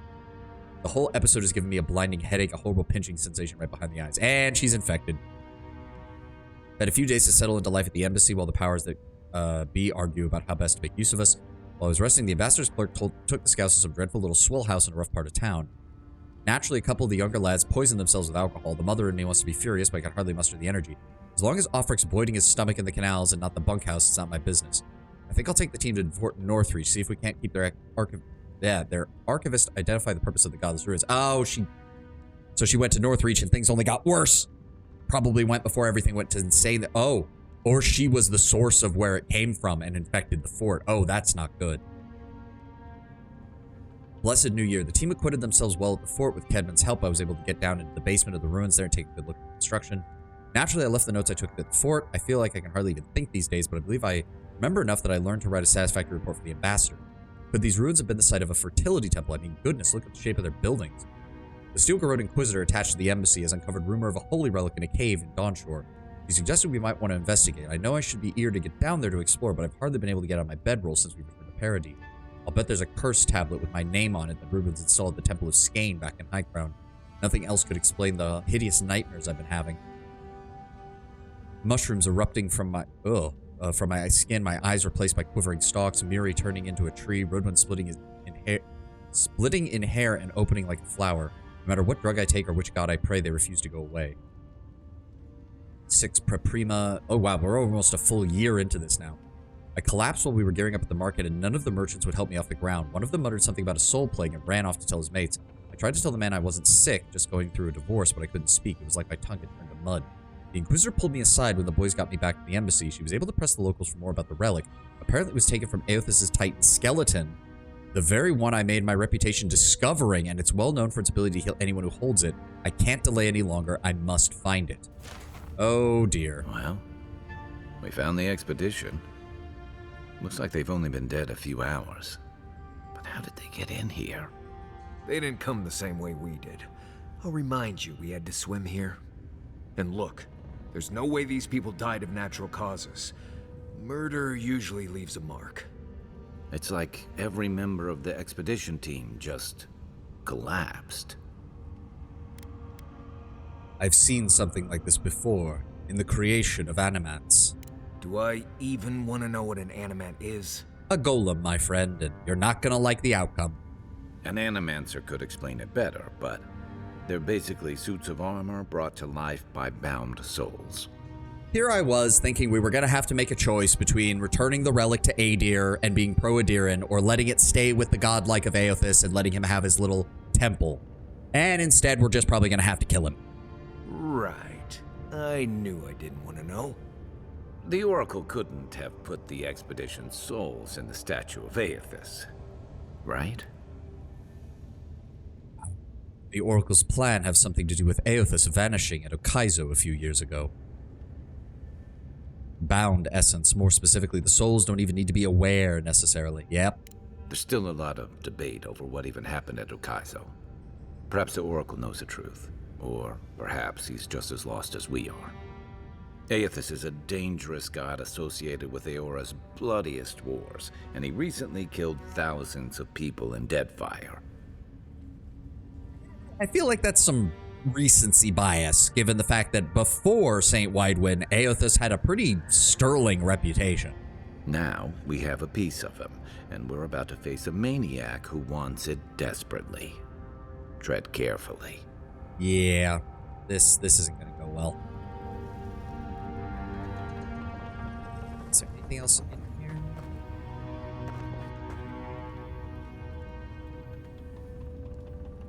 Hold on, hold on.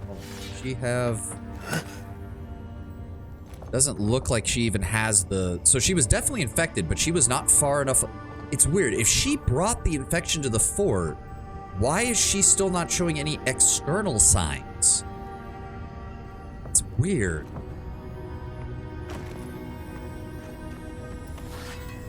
There we go. Skate. Let's go ahead and put that. Let's wait.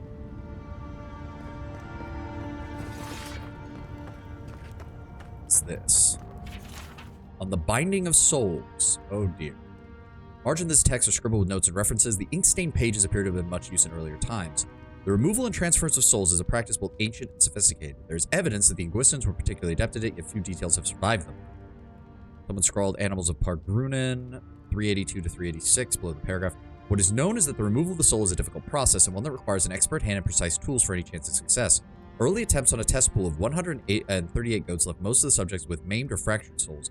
In all but 2 of the 11 instances where the soul was successfully removed, the essence dissipated before scholars could capture it. Words transferred to holding vessel are written and underlined in the margin.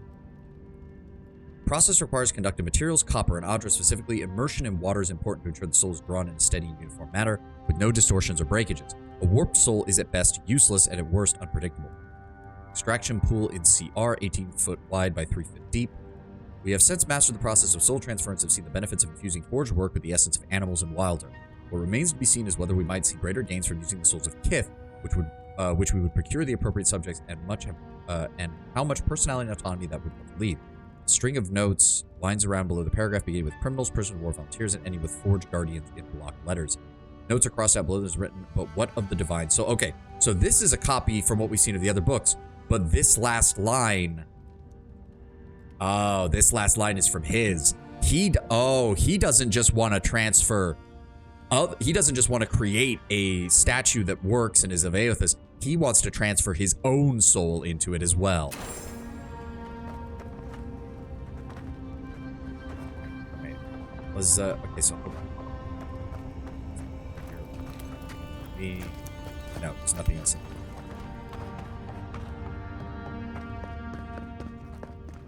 So... this way? Why has he come here? Why does he build the idol in this place? I'm not quite sure. I'm gonna guess I'm just gonna call you Mother Dear because I don't have any other word for it. So we just got the patch notes for 122. Patch notes of what?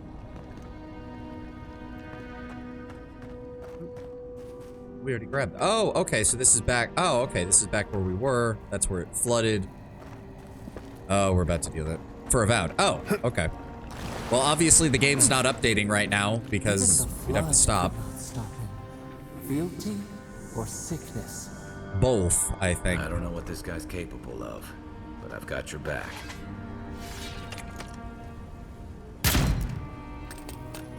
It's loaded. Go. Pop. We have something light. There we go. Let's add that in. There you are. Yeah, we need to have a talk there, Sagamus. I'm sure you were. Lies like wasps. Yeah, I got that. I've got that, Mom. Thanks. You have been gone some time. Do you carry the splinter of Aethys? What exactly is this splinter? The splinter of Aethys is a sliver of shinbone from my lord's titan body. It was carved from his skeleton many centuries ago.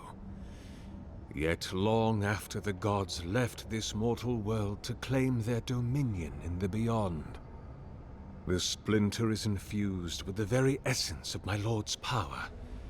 To illuminate without fire, to heal without injury, and to speak without voice. There was an earthquake in your temple. The place has flooded. Yes, the earthquakes, and the roots that seem to always accompany them. They are not a new occurrence, I'm afraid. This land has always had an unstable quality to it. But it has worsened in recent years. Grown violent. Yeah, that's putting it mildly. Is it my work the land abhors? Is it the arrival of your Emperor's soldiers? Or are these tremors merely the convulsions of this island's lone volcano? I mean, it seems to be a combination of all three. It wouldn't even surprise me if the volcano's related to all of this as well. You will need the scientific minds of Emerald Stair to tell you, for I certainly cannot say. Stair. Region on the western coast, treacherous wilderness, settlers of the Valian republics have transformed into a large farming community. Okay. Yeah, Fior Messeverno, where Animancers research the solar peaks. Okay. Whatever the cause, the disturbances are getting worse. I fear this whole place could collapse at any moment. Found the bodies of our expedition team in your workshop. Did you kill them? They changed the severity of the quality of equipment compared to the enemy level, as well as reduced the time of companions commenting on it. Fixing some NPC faulty placement, increasing the amount of health a companion restores to when revived. Merchants in the docks are also offering fine equipment instead of just common, optimizing, fixing some crashing issues, and a bunch of other smaller fixes. Well, that's good. Hopefully people will stop complaining about as many of the bug problems that they've been having. Hopefully they fix some of the other issues. Why is my mouth not tracking? Come on. Come on. iPhone, work. Ugh, there we go. Much better. Did you kill them? I did not expect you to be so thorough in your explorations. Nevertheless, I am impressed. I doubt that. I think you're probably going to try and kill me. As to whether I killed them, well, that is a matter of semantics. So you did. Please stop bullshitting me. Does death occur the moment the heart ceases beating, or when the soul is broken upon the wheel? Death is when you die. So, yes, you killed them. In one sense, then they are quite Oh, for the dead. love of. In another, they remain very much alive. You know, I was at least indulging in your philosophical bullshit before, but now you're just progressing into total asshat territory. I think I'm just going to take your head off. In either case, they have entered a state of change, and the impetus was mine.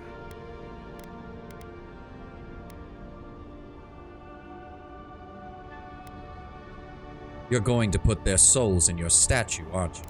Yes, you and you alone see my purpose clearly. I'm going to enjoy killing you. I'm going to enjoy killing you, you dick. You see, I have given them the opportunity to be part of something larger than Please stop your themselves. pontificating and your justification. I'm going to kill you. With your help, I shall give them a new commission. Nope, shut up. To prosecute the redemption of a god. Irrelevant. You're going to die. It's a godlike responsibility to hold their god accountable. How do you expect to redeem Aothis? By making them prisoners? Nope. Nope. I'll give this one. This is the only one. What could possibly be the fucking point? You've trapped them in there. What is the source of all suffering? Our division from God. Oh, we're getting Gnostic up in here now. Oh, dear Not God. our division from them, no, but their division from us. It is a wound the size of the soul, yet it gapes as large as the world. If we are to alleviate suffering, if the gods, if Aothis is to atone, we must give him a mortal consciousness. We must give him a mortal conscience. They already have a mortal conscience. They are literally made up of mortal souls. They are all of our good and all of our bad, magnified to an insane degree. Well, I mean, my watcher knows that. This character doesn't, but still. Or the atrocities of the Deadfire and the Saints' War will be but preludes to the horrors he will sow across Aora. I love how you can hear Matt Mercer transferring from his, like, kindly old man voice to his, this is the villain of Act 1 voice. Like, I can hear it. He seemed like such a nice guy. Oh, well, time to die. Also, he really thinks this will work. Yeah, that's the delusional part. Even the Redeemer needs redemption. Even the gods must be held to account. It's just a shame you're going about it in the worst way possible. My watcher would love to meet you because he would love to just explain how this is so fucking stupid. Aothis must be stopped. Dude, you're like 5 years too late. We already had this conversation in the previous game. By make no, I've heard enough. I've heard enough. It's one of the rare instances where I cannot think of a reason why my character wouldn't just attack you now. So we're going to do that. If it must come to this, so be it. No, just die. Get immediately shot. Shield.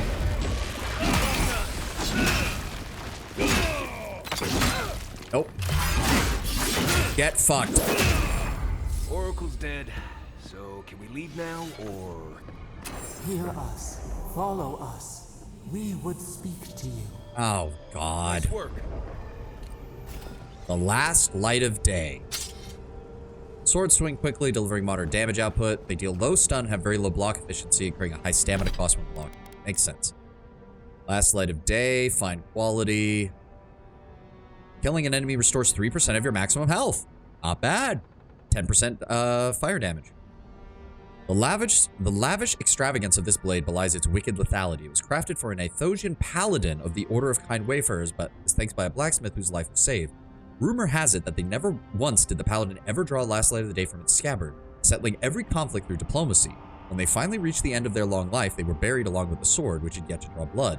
How and when the weapon made its way into Sardamus's hands is unknown, but from the notches on the blade, it has almost certainly seen use well before that happened. Ooh, interesting.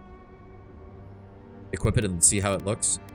I think I've seen it before in some... Oh, yeah, that's kind of nice.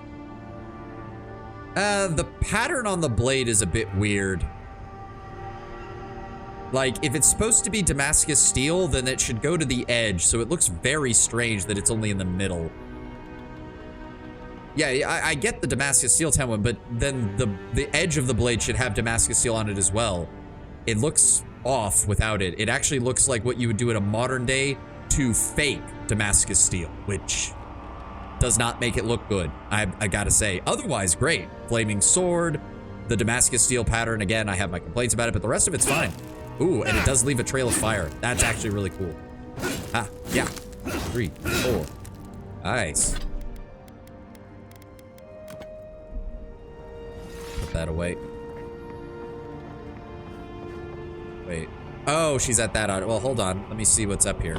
Let's see if we can see anything on the statue. Oh, obviously. Oh, no, we're not going to put that in there. Fuck you. Sardamus's journal. He is gone, but he is still with me. What form should a reliquary take that is fit to hold the splinter?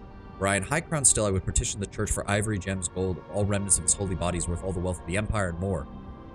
It also works to light up brambles and the like, so yeah, fire sword actually has an in-world use. Oh, well, we might keep it as our one-handed weapon then instead of the axe. We'll see. Being as I am sequestered here, I will make do instead with the wealth of the land, granite from the tallest peaks, clay from the fertile riverbeds, and trunks from the most aged trees. I must work without ceasing until it is done. The memory of my lord cannot endure delay. He's beginning to take shape. At first, I thought a sanctuary would be appropriate, a temple within this temple of the godless, but when I prayed over my plans for the building construction, I received a vision of Aethys' titan form as it existed in its time, a body of strange flesh and bone, hundreds of feet tall, astride the land with the pantheon at his side, facing down the forces of chaos like 11 colossal ships of the line.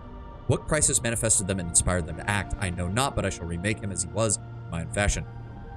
Oh, did they use their titan bodies to fuck the godless and destroy them? So this is a year later. He's complete, but the statue I made is inert, lifeless, dull. The work of my hands does not dignify the splinter. There's something deficient in it, and in me, I must destroy it and begin again. He's made anew. The effigy is formed from granite, clay, and wood still, but they shelter now precious Adra core. It glimmers even in the low light of the cavern ceaseless evenings. He brings the dawn to this penumbral place as the light of his attention once brought to my soul. In the Empire, they celebrate spring dawn today, or they would have prior to the Saints' War. I wonder, what if him remains in the beyond after his dissolution at Ukaizo? I long to be with him again. What if I did not have to wonder? Oh, God, yeah, and that's when he decided he was going to shove his fucking... Yeah. God, he made the shoulders out of shields. Yeah, wood, copper.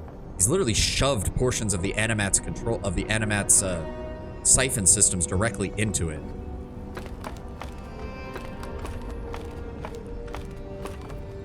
Ugh. All right, Mom, what do you want? We sense weight on you. Essence. Yes, we know this melody. A part of the statue, a piece that yearns for its true place. Combine them. Join soul into body. Let it sing for us. Why would you want it to do that? Why do you want to finish the statue? It dreams in colors we have never seen. Would we use it? We cannot know. It must be complete. Will something happen if I do that? Feast? Famine? We could not say. The Adra dulls our mind. We sense an acorn. Possibility. I'm gonna keep looking around. Hold on. Dear Rose, where does it stop? We do not control its feet. But hurry. The roots twist. The earth heaves underneath the stone. The eaves cannot hold. Hey, Envoy. Back with us? Yeah, I'm back. Well, what else am I gonna do with this damn thing anyways? Hold on. Where is it? Brittle shard of bone, Paradis chilled from the skeleton of Aethys' godtype, which remains in turn at Moigueth in Paizo. Yeah, right, because the bodies were down there. We remember that. So roll the dice with humanity. Sounds legit. Give it to the guy that sent us here in the first place. I mean, but that's not really... It doesn't indicate that that's a choice. I'm kind of annoyed by how this is set up. Hold on.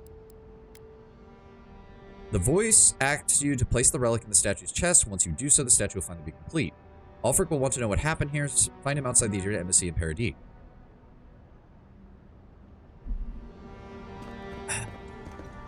It's putting the splinter in the statue make you as bad as the Oracle.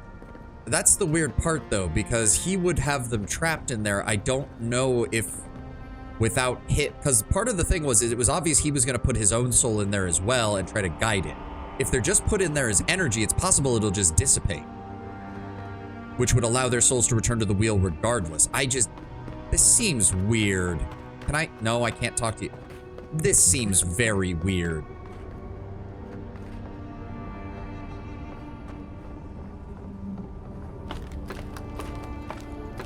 They'll be remaining stuck forever. Yeah. The problem is he's already siphoned them off. Like, he's already siphoned their essence off. It's already in those machines. Like, and our character doesn't have the knowledge. We're not a watcher, actually, now that I think about it. We don't really have the means to get them out of it. As a watcher, we could draw their souls out and let them return to the beyond. We don't have that skill. Shit, I got so used to that shit. I got so used to having that ability in the first 2 games that now not having it, I'm realizing, oh shit, we actually have a problem here. It's weird that they made it sound bad for putting it in the statue in the first place, but you have to do it all of a sudden. Well, it's more, I don't know. It has a core of Adra. It's very obvious that he built it in such a fashion. I'm not sure. Again, here's the problem. We're not a watcher and we're not a cipher. We don't have the ability to actually save them, basically. We could only hope that by sending them into the Adra, it keeps their souls safe until this thing breaks, and then they can be returned to the wheel. Quick save time? No, Kato. We're not doing that. Ugh. It just... Pace. I'm pacing. Crush the essence battery, realistically? I mean, yeah, but that might also cause an explosion. Like, in universe, that would probably cause an explosion. And we can't do anything. It's all flowing up from there.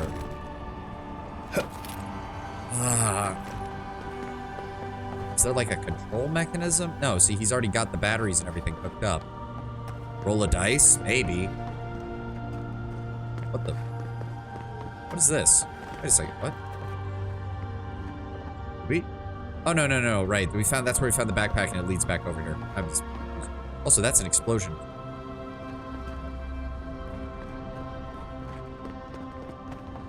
The thing I'm worried about is that it said an acorn, a possibility. I don't like trusting it, but I don't see what else we could do. No, you know what? We're a son of Adir. We are a child of Adir, of Kulklin. We don't fuck with animancy. Fuck that.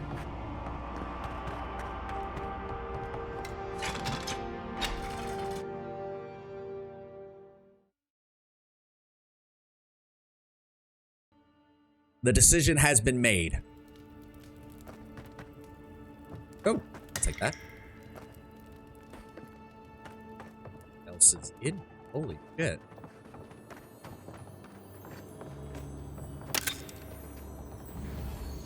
Fenix, some upgrade materials. The Oracle might have been a creepy, murdering Korva, but he sure kept a nice home.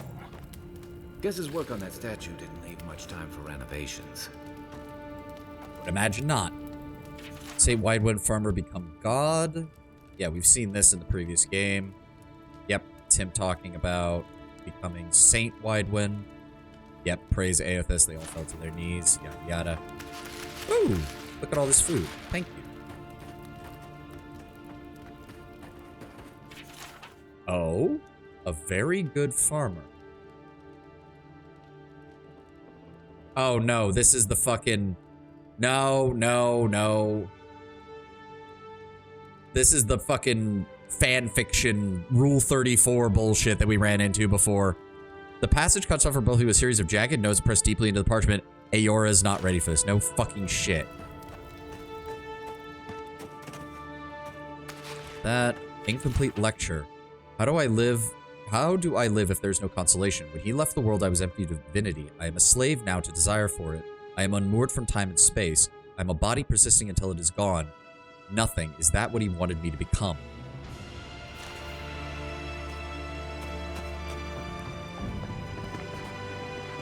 Alright. Nope. As I said, we've made our decision. We've made our decision. Oh. Oh, hi, guys. Get zapped.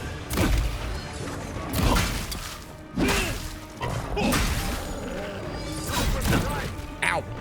Fuck you.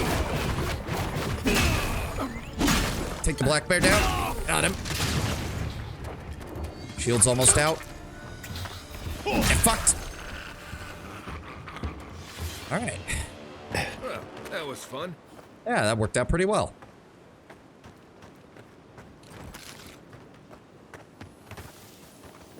Oh, there we go. Take that. Where are we? Okay. That leads to the northern farms?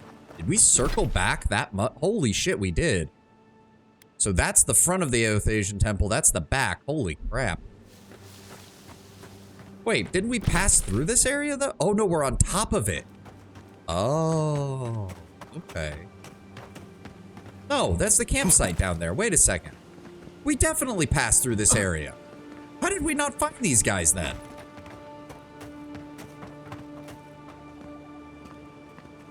No, wait, we're above. I'm having trouble figuring out where we are. Also, why? There's a plant seed up there. Get that. Come here. Take that. Yep. There's a body up here. Hold on. Never trust a waterfall. Who knows what's hiding back there? What? Oh, okay. Hold on. Explosives, explosives. Give me a grenade. Ding. That. Scaling, some upgrade materials. We need a primal earth to upgrade our blade, and we haven't found a single one yet. The falls. Oh, well, we could do the bounty target while we're here. Oh, that's a lot of shit. Okay.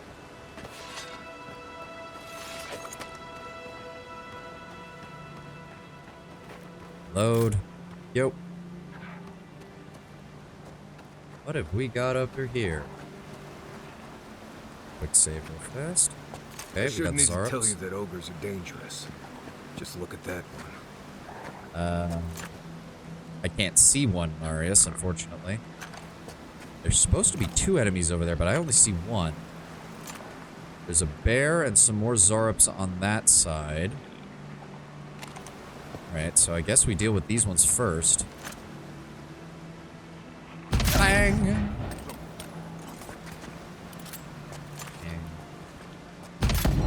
Oh, okay, so that I'm out of range then. Alright, fair enough. Now he's not. Ow! Fuck you, piece of shit. Fine. Spell. Switch it up. Get zapped. Zap, zap, zap, zap, zap, zap, zap. There we go.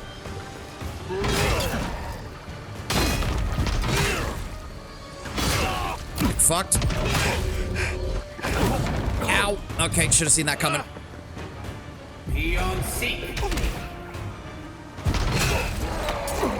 Oh, I hate those moves.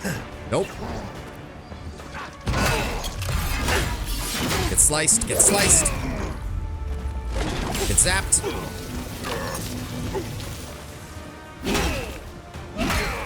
Nope. Oh, that was bullshit. I didn't mean to do that. Pop the healing potion. Ow. Okay, thanks, game. Thanks for just having me not be able to dodge past him. Fine. Oh, come on.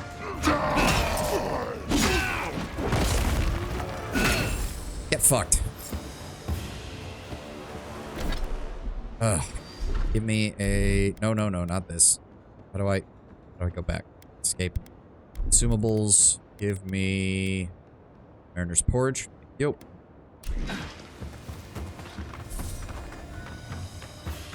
Fuck you. We make a good squad. Yeah, we do. Oh, there was explosives back here. I could have used those against him. Oh, well. We slapping that ogre. We did. Oh, I didn't notice that the ad started. My apologies. Rauga's head. There we go. Some ogre blood. Nice. What? Oh, there's definitely something there. Ooh. Ooh. Two-handed melee, the 7 Strivings. What the fuck are you? I'm assuming it's... Oh, is that an axe? Killing an enemy gives you 15% movement speed for 10 seconds, plus 5% critical hit chance. Nice. The blade of this axe is carved from the scapula of a legendary Zarp warchief, known for their impressive size and might. In life, they were an unstoppable force on the battlefield, able to recover from dire injuries in the middle of combat, while their powerful presence filled their followers with lethal fervor. They went on to subjugate half a dozen other tribes and forge a small Zarp empire, the largest known to history. When this warchief eventually died, their empire fell to infighting and crumbled, but not before 7 Strivings was crafted from their remains. Though this renowned warchief is long dead, a small sliver of their ferocity and tenacity lives on in this axe, imbuing its wielder with their might. Interesting. Breaks down into steel chunks and Adra. Oh, break you. That. Some boxes. I don't think there's anything else. Oh, we didn't actually open the chest. That would have helped. Silver fennec, gold scaling, some equipment. Nice. There is a plant up there. Oh, there we go. What do we got? Hey, Paradis and ladder. Yes. All right, now we need to clear out the other side of the camp. Should be easy. We've killed their leader after all. Where they at? Yep. Dive. Oh, I didn't realize that I stopped running when I do that. Ow. Go down. Where you at? I see you. Nope, no spell casting. Now we go for the brown bear. Zapped. Oh, shit. My shield's down. Where they at? There he is. Got him. I said die. There we go. Oh, shit. That's another one. Nice. Is that everybody? That's everybody. Nice. Give me that essence potion. Ooh, fish.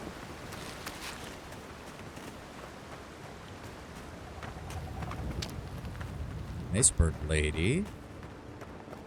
Some copper. Nice. Over here. Doesn't look like it. Take that. You had a little treasure chest. Copper skate pelt. Nice. Slap that ogre. When did the reptiles tame bears? Well, I mean, I guess they did. I don't know.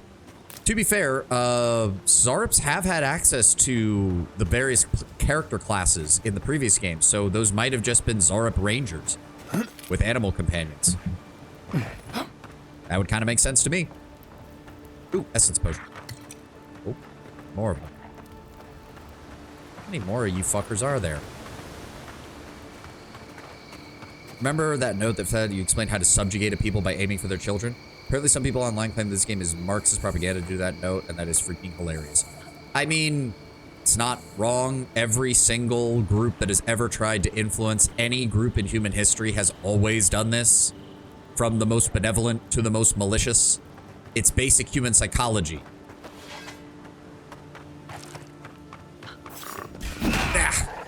get zapped. Get out of here.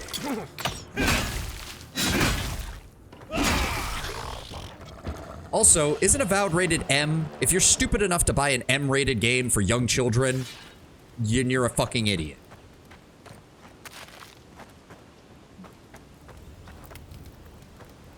Like, am I the only one who forgets that's the entire point of the rating system to begin with? Ooh, wait, nope, I'm missing plants. Where's those plants? Where is it? Where is it? Where is it? Why does it disappear from my... Wait, what? It disappeared from my radar when I came over here. What the fuck? If I back... Hold on. Yeah, see, I back up and it's back again. What the hell? And it says it's above me. What the fuck? Aha. Aha. There we go. Take that. Danke, danke. Yeah, there we go. Zarp with all that. It's also kind of hilarious given the fact that it's the brutally authoritarian, theocratic Wodaka worshippers that are fucking, like, in that book. It's like, again, no, I really hate to say it. It's dark when you really think about it, but yes, every single group that has ever, like, culturally dominated another has done so by focusing on kids. Like, that is literally everyone. That is literally every cultural and religious movement throughout human history.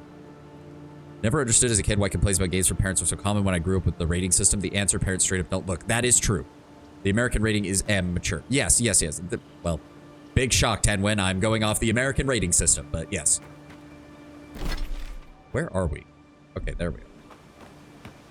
There's another plant down here. Gimme, gimme, gimme, gimme, gimme, gimme.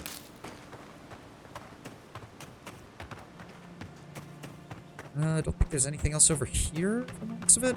This leads back towards where we found the Pilgrim's Path before. Wait, do I need to go talk to the chick who was at the front of that? I think I do. And then we can go talk to Ulfric.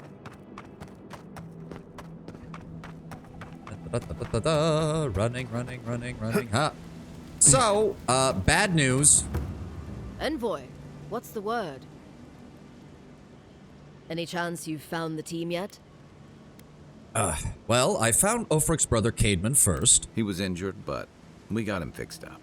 Keep an eye out for him. Give him a hand if you can. The European's Peggy 16, which is a bit lower, but yeah, maybe because America tends to be a bit more of a snob purist. At least when it comes to sexual stuff. Yeah, usually. Ulfric is back in town. He'll be anxious to see his brother.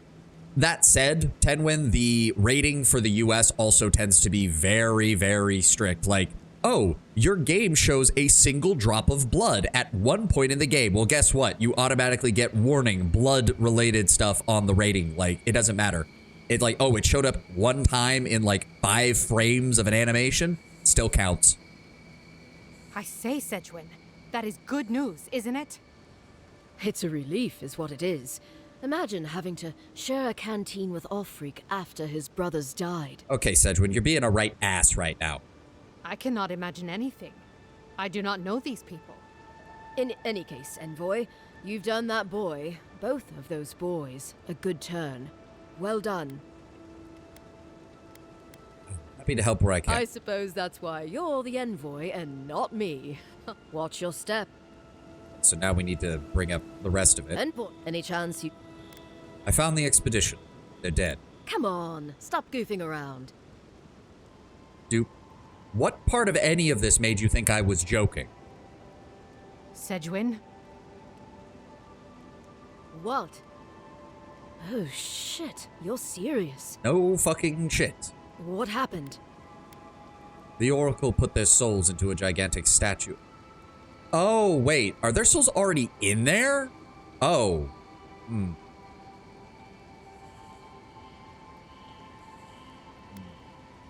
Nope, we're still sticking with it. We're not animatic. We don't deal with animancy. We refuse to deal with it. Nope. Standing by my decision. The Oracle killed them. Gods beyond. I knew some Aothasian godlike freak couldn't be trusted. Sedgwin! Sorry, force of habit. Gods, the brass are going to flip their lids when they hear this. We need the Watcher, yeah, apparently. Well, thank you for reporting in. You be sure to find Ulfric back in Paradis and tell him as well. I'm not really a people person.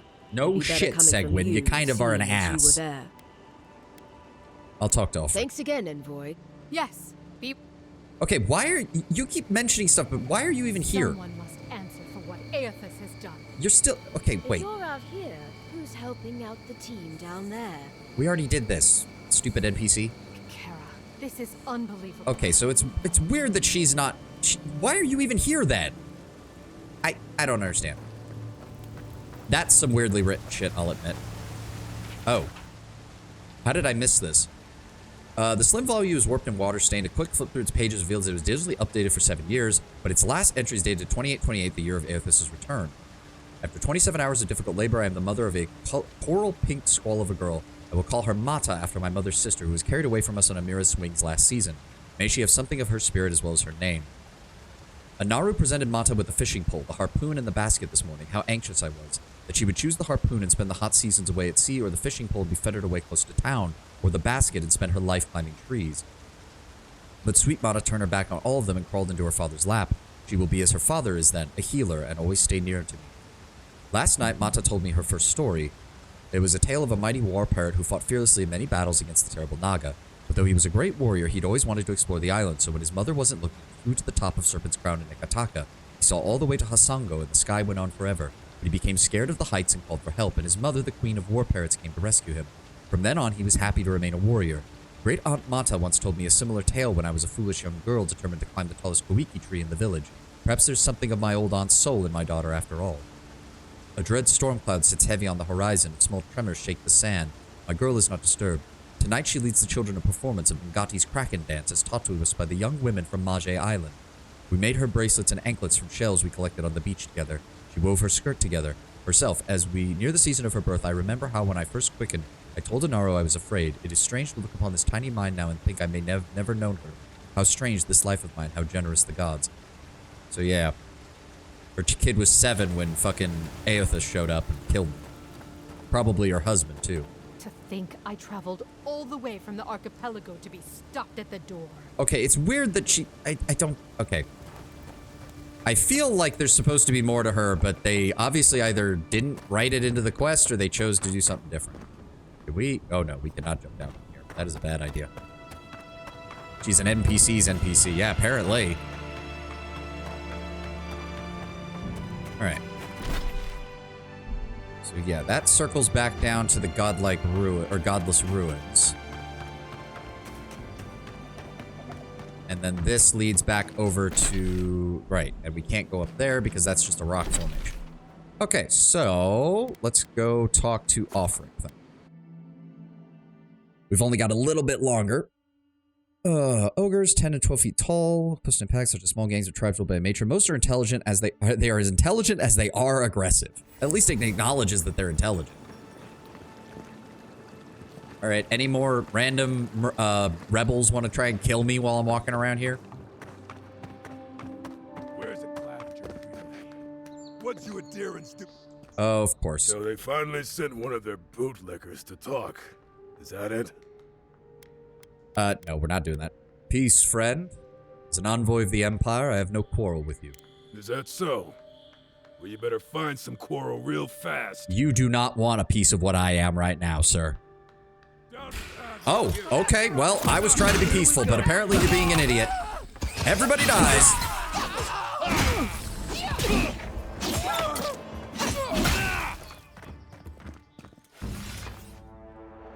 Another win. Don't But who's counting? mess with the Empire. Well, I tried.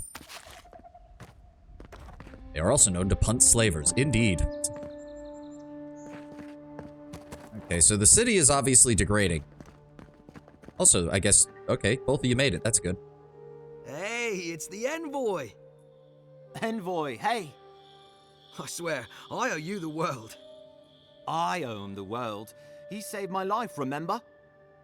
Okay, guys, you're not gonna like what I have to say, so get all the jokes out of your system now. Yeah, you only told me about 100 times. Hey, where's Yeda? Is everyone else on their way? I'm afraid not. No. Oh, God. Does he mean? They didn't make it, Offreak. I'm sorry. Maybe they shouldn't have announced they were going to attack you. Granted, they still would have died. I mean, yeah. But you saved Cadman. You couldn't save them? Or you didn't try? Aw, Frick. Don't go down this road. It will not end well for you. What happened? The oracles ripped their souls from their bodies and attempted to shove them into a statue. What? Right. So it could have been worse. Marius, you're not helping. They probably went quickly, if that helps. I can't understand this. Hey, Offric, hey, listen. We always knew that was a risk, right? And we told ourselves, better to go out at the bottom of the world or the top. And dying in bed like Granda, asking what if. Did you avenge them? Is the Oracle dead? I killed him. Don't worry. At least they got justice. And I got my brother back. Don't be a baby. You would have been fine without me. What I mean to say is, we're grateful, Envoy.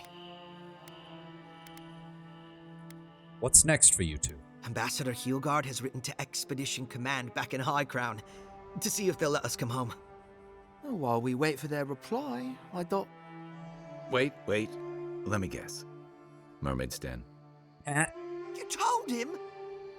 It was a moment of weakness. I thought I was dead. Oh, that reminds me. I wanted to give you this. It belonged to our grandfather. He'd always wanted to join the Corps, but life got in the way.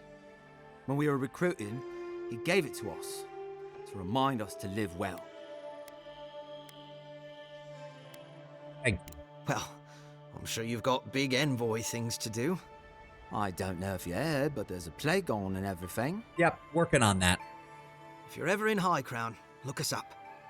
Yeah, we can drink to the Corps together. Precious virgin boys.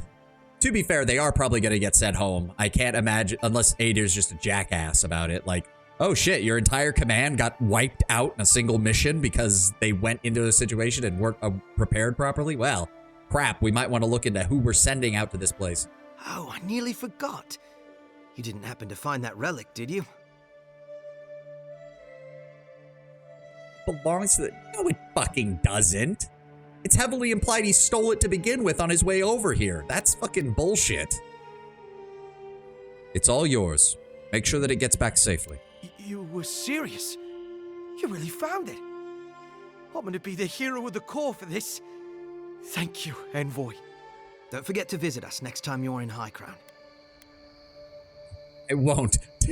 Oh no, it means I won't forget. I thought it was like, I won't visit you. I won't. Take care, you two. I wish things had turned out better for the rest of their crew, but I'm glad they made it. These two will be just fine. I'm sure of it. It's their One of plan. them may even get a happy ending. Ah.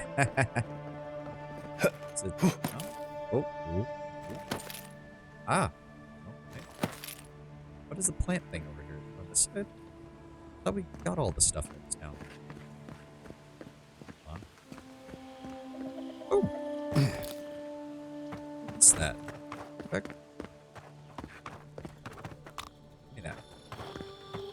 Okay. I want to go turn in the bounty now. Oh, how do I get out of here? That's the closest to travel there. Got a little bit more time. A cautionary tale about the futility of colonization. Wait, what? I mean, kind of, but that doesn't seem like... I mean, okay, maybe that's the lesson the Adirans took from it, but Lord knows the Dear Woodens and the Valiant Republic sure as shit didn't.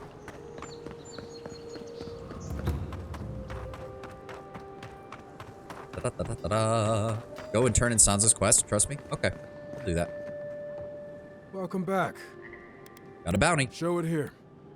The ogre is no more. Remind me not to get on your bad side, Envoy. Seems you're making a habit out of killing ogres. Let's hope the next one you run across is a bit more amicable, yeah? I would appreciate at least one friendly ogre NPC in this game. Yes, that would be nice. Be safe out there. All right. Where is Sansa's quest, anyways? Up-a-dup-a-dup. Mark it. Map. bring... Oh, we can do that real fast, though. Da-da-da. My friend, any chance you found some luminous Adra for me? To be fair, you've met Ogre's capable of friendliness, just not with you. Yep. Yes, though I hope you put it to good use. Thank you. Thank you! Now my work can continue. Take this. I was saving it for a rainy day, but who knows when that will be. Do you really think this will work? Perfectly honest? My track record isn't great, but this is the best chance I've ever had. Thank you again, my wonderfully unique friend. May you find a kinship with this land. Oh, right, we need to check out what they gave us. The fantastic Alembeck. Drinking a potion clears all of your accumulations. Not bad. You can faintly hear the sound of bubbling liquid when you hold this miniature ceramic Alembeck up to your ear. Potions stored near it seem to shimmer and sparkle with barely sensible sparks of golden essence. Perhaps most importantly, the usually bitter taste of your potions is now that of honey with slight floral undertones. And then we got Delver's Caution, which is +1 to dexterity and 15% parkour speed. A thin band of Adra bisects the center of this simple, unaffected gold ring. The metal is well worn and scratched, as if it had been adored a laboring hand for many decades. The band's interior is engraved with the words, "Don't look down." Nice. Right, now, where is... Oh, he's in Paradis Hightown. Okay. Da-da-da-da. Let's go turn that in. Whoop. Yep. Da-da-da. Up we go. There we go.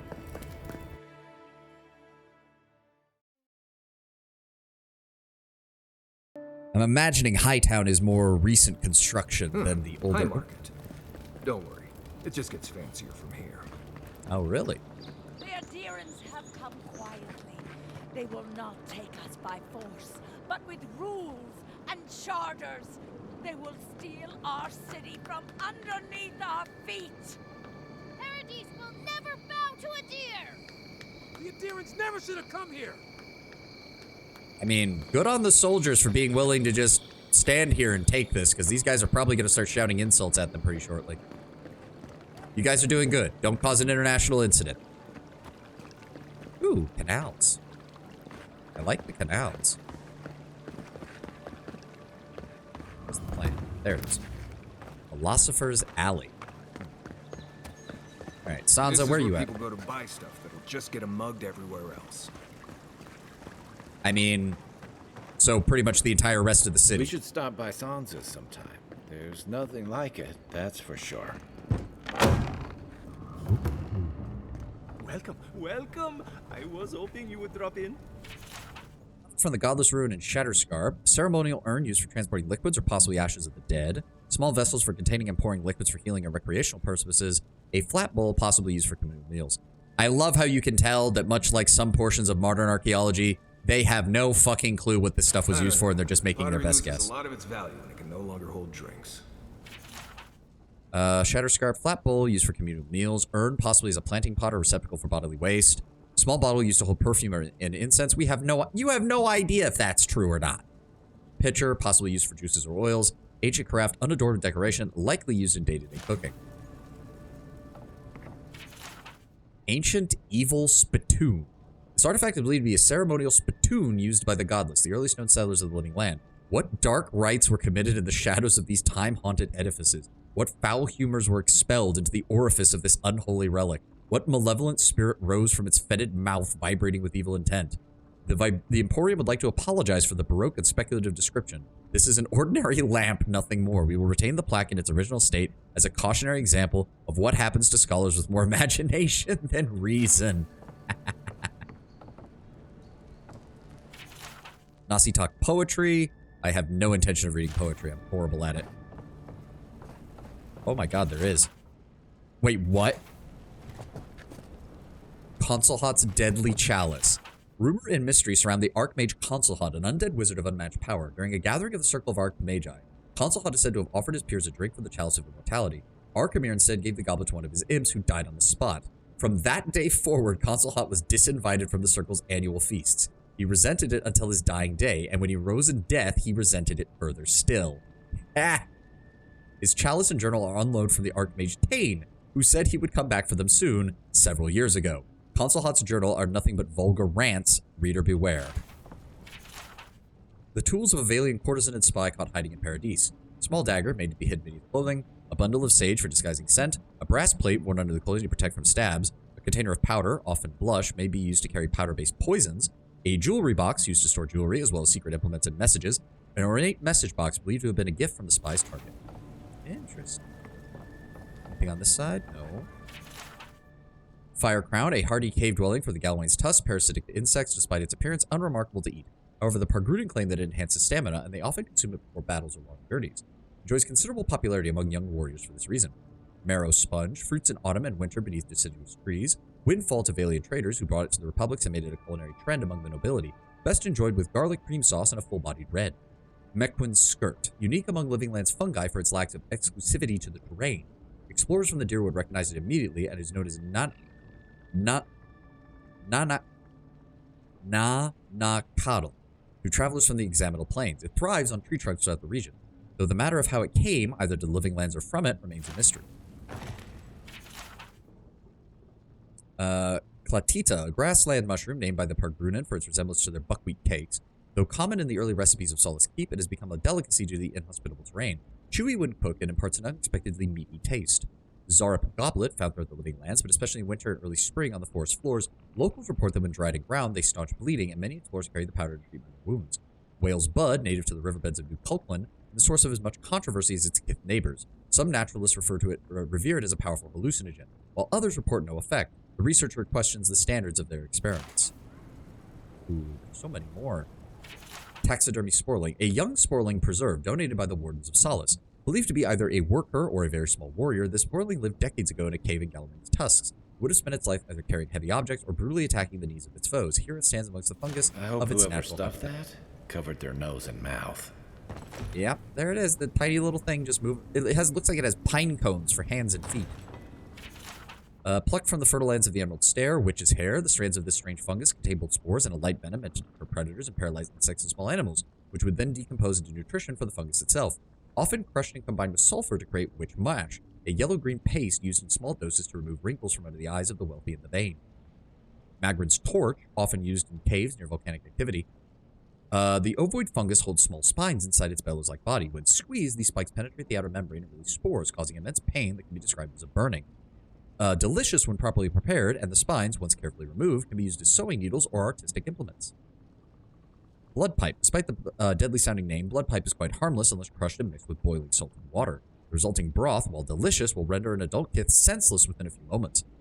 The godless were believed to use the soup in controlled doses to induce hallucinations or to relax the mind, but the correct recipe for a safe mixture has yet to be discovered. Harvested from Galawain's tusk, the Ascension of Multitude. Beneath this fungus's rather dramatic name lies a simple fact. To touch it with bare skin is to invite crippling pain and death. Believed to have been used in a ritual mass suicide in Galawain's tusk, the fungus gives off a scent similar to that of rye berries and sage in hopes of luring a victim, which collapse upon contact with the fungus, providing ongoing nourishment for its spores. Widow's Tear. Found throughout the Living Lands, but most often found in the caves of Galawain's tusk, Widow's Tear contains a venom that is harmless if ingested, but potentially deadly if used as an injected poison. Often found growing near shallow graves or exposed carcasses, it contains a foul-smelling liquid that can be used as a source of water depending on one's desperation. Blue Feather Brush. Nearly identical to the much less deadly Witch Hair's fungus, the blue feather brush can only be identified by the slightly earthy aroma it exudes when harvested. Mere contact with the skin is harmless, but inhaling the fungus's earthly aroma, even in small doses, can cause shortness of breath, tightness in the chest, and difficulty in maintaining conscious thought. Those stricken by this condition often find themselves stumbling towards caves close to small bodies of water where they collapse, providing nourishment for the fungus in their location. Ingestion leads to an incredible sense of euphoria, followed by a slow but inevitable death. Damn. Sansa, are you really comfortable keeping all of this shit in here? The riches of Sovereign Point. Jewelry, precious stones, and iron ingots recovered from the mining settlement of Sovereign Point. The fate of the original settlers remains unknown. The Longhouse had a prepared feast of meals, mushrooms, and cheeses, ruling out starvation as a cause of abandonment. Some believe the settlers succumbed to the madness of isolation, though others dismiss that as speculative. The riches of their mine were not originally intended for historical preservation, but no one would trade in the artifacts for fear of their curse. Yeah, it just looks like money, some bars, some jewels. Chunk of Ione Brather and offerings. During the construction of Paradis's walls, builders discovered a sinkhole where a small piece of Ione Brather, the fallen moon, had come to rest thousands of years ago. It was surrounded by coins and other valuables dropped by ancient settlers. What superstitious relevance that held for the moon rock remains a mystery. Many of the early Paradisan citizens voiced their concerns about unearthing the treasure trove, fearful that an act of irreverence would anger any dormant spirits. Nevertheless, the pieces were given a place of honor at the Emporium to commemorate the history of the settlement. No spiritual disturbances have been reported in relation to this moon rock, though it does have an unusual affinity for spiders. Huh. Spiders.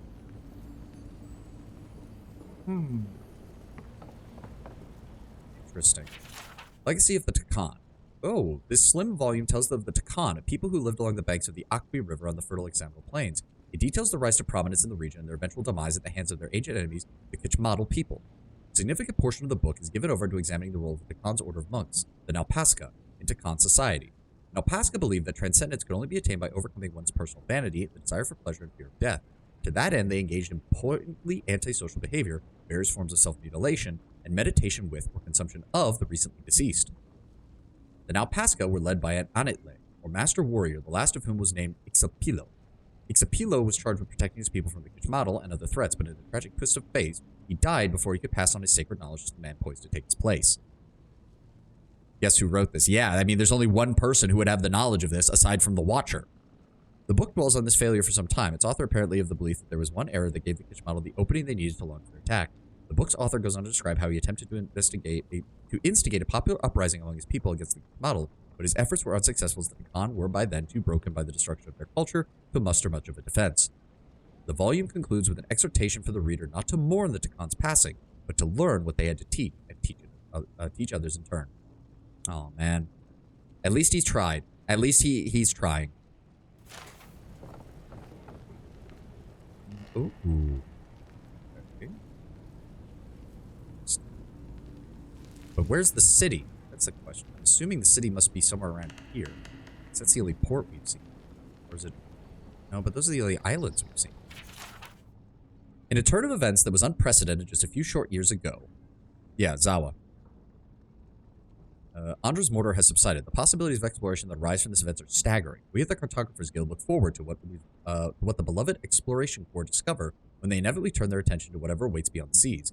In the meantime, the Corps will be busy as the Empire solidifies its foothold in the living lands. The possibility of being able to finally map this untamed wilderness, this fierce frontier, properly stirs the hearts of even the youngest apprentice cartographer. As always, we stand ready to put to paper all that our illustrious nation discovers at the behest of our Emperor. Long may he reign. Oh god, there's more. Fulvano. Oh, grappling hook, hammers, and axes are among many of the tools carried by adventurers who brave the wild frontiers of the living lands. This set was found at the bottom of a canyon, hurled in anger by the valiant explorer Fulvano shortly before he gave up on his expedition to the living lands. It is said that he set sail for the eastern reach and never returned. Yeah. Skeleton of Edsel the Sightless. A watcher who spent his life in the remote wilderness hut. Blind from birth, Edsel navigated the world with the help of spirits lighting his path. Edsel was rumored to have walked the entire island untouched from shore to shore. He's the only hermit in the living lands known to have died from natural causes. The Emporium honors his memory by displaying him in quiet dignity. Decapitation was not the cause of death, but one of several mishaps during transports of the remains, which should serve as a reminder to secure the coffin when going around a sharp mountain pass. Zarp's skull and foul eggs. Judging by the dentition and size of the cephalic crest, this Zarp died in late adolescence or early adulthood. Its partial remains were uncovered in the far west of Donshar, not far from the ruins of a large tribal settlement. The accompanying shells were found with the skull, but are too small to be Zarp eggs. It's more likely that they belonged to local avian life, and the Zarp had been eating them around the time of its death. No ceremonial objects or grave goods were excavated in the area, supporting the theory that the Zarp perished by accident. Unidentified, experimental revenant. In 2828 AI, a two-headed revenant shambled out of the wilderness and settled in the outskirts of Dawnshore. Many attempts were made to put down the creature, but eventually the local militia resolved against sending any more soldiers to be devoured. Hunters recovered the remains, starved after a freezing winter. It was in possession of a third head, identity unknown. A shard of Adra was found sticking out of the revenant's chest. The hunters also reported finding a strange collar and bell, but this artifact was never officially cataloged. Fiormes Iverno has disavowed any knowledge of the revenant. Did the two heads take turns, or was this guy twice as hungry? Given the nature of undead, my guess is on twice as hungry. Especially if the two heads implies that it had two souls stuffed inside of it, which would have doubled the amount of hunger it would have had. Animancer's Lantern, Valiant Trading Company. Animancy is the art of channeling soul essence into inventions for the betterment of society. With a careful application of copper and Adra, Animancers can achieve wondrous results. This naval lantern was fitted with a shard of luminous Adra from the Deadfire Archipelago, and once mounted on the Valiant Trading Company galleon, Aimo do Sperente. How it washed up on the shores of the living lands remains a mystery. The Adra is long since depleted and will never shine again. The Emporium would like to remind visitors that the use of animancy is strictly forbidden in Paradis. Yep. That's the book on Nekataka's old city, which we have definitely seen. The Claviger Belden's armor. This armor was worn by Claviger Belden during the dank spore outbreak of 2748. When a bloom of spores infested Dawnshore and threatened to overtake the city, Belden rallied the militia to burn out the colony and restore order.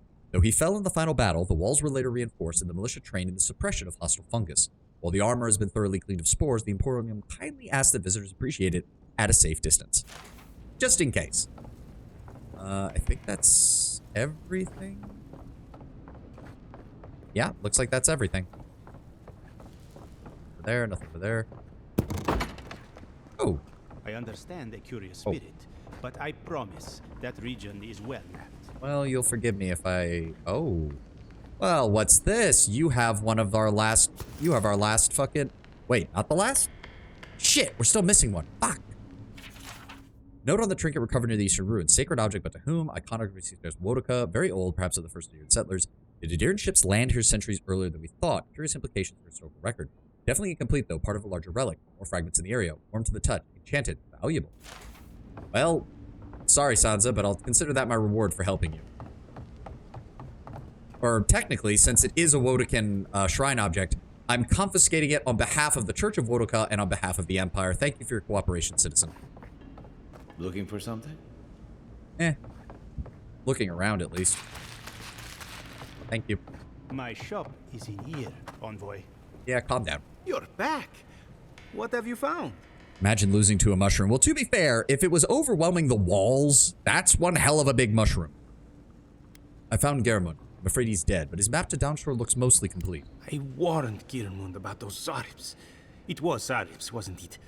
Oh, on second thought, don't tell me. Please, keep searching. I'm sure the others will turn up soon. How about the supplies you've got for sale? Ooh, Beetle's Bulwark. 2 fragments of the scales. Oh, so he has it. Oh, we're gonna fucking buy that right away. Ooh. Oh, no, that's not the thing. That just gives... Oh, that just gives you clues as to where they are. Burn Queen's totem patiently waits amidst ruins of the heathen she hates. Oh, God. Okay, that very much confirms the godless were known to the gods. Golden Crown's stolen gem can be found in the Emporium. Yep. In Dwarven Hall's neath Mountain Shroud, the Strangler's Justice can still be found. I think we found that one. Overlooking booths where goods are sold, this balcony leads to Order's Hold. No idea if we found that one. Below Death's Grip, so icy and cold, waits ancient oaths cast in gold. Beneath an amethyst light on high, the shining plaque dress sailor's eyes. Got that one. Atop the Isle of Wicked Outlaws, flicker golden flames of the glorious cause. I think we got that one. Well, we'll find the rest later.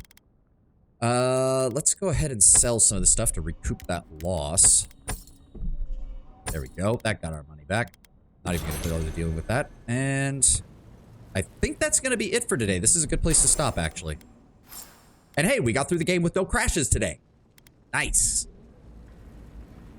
But yeah, I think that's going to be it for today. Let's finish up. Let's go find somebody to raid. And thank you all for being here. Go ahead and mute that. Pull that up. Who have we got? Who's playing right now? Anybody that I follow? Anybody? Not see. God, there's okay. Well, Avowed is very popular still on the list because there's a lot of people fucking playing it right now. Let me see here. Hey, Prophet Oreo. We haven't raided him in a while. He raided into us back in the Pillars of, actually, I think back in the Rogue Trader days when we first got started. So we're going to go ahead and give him a raid. It looks like he's just starting Avowed today. I don't think he was in the early access. Let's go ahead and give him a raid. Thank you all for being here. Check the quest log before you finish. Oh, 10 win. We'll get into the next one. I really need to go. I've got very little time right now. But I'll check it as soon as we're done. thank you all for being here. Thank you all for joining me. And I will see you all tomorrow for more Avowed. I got to get going, actually. Sorry. I'm kind of rushing the exit here. I'll see you all tomorrow. Thank you so much for being here. Bye.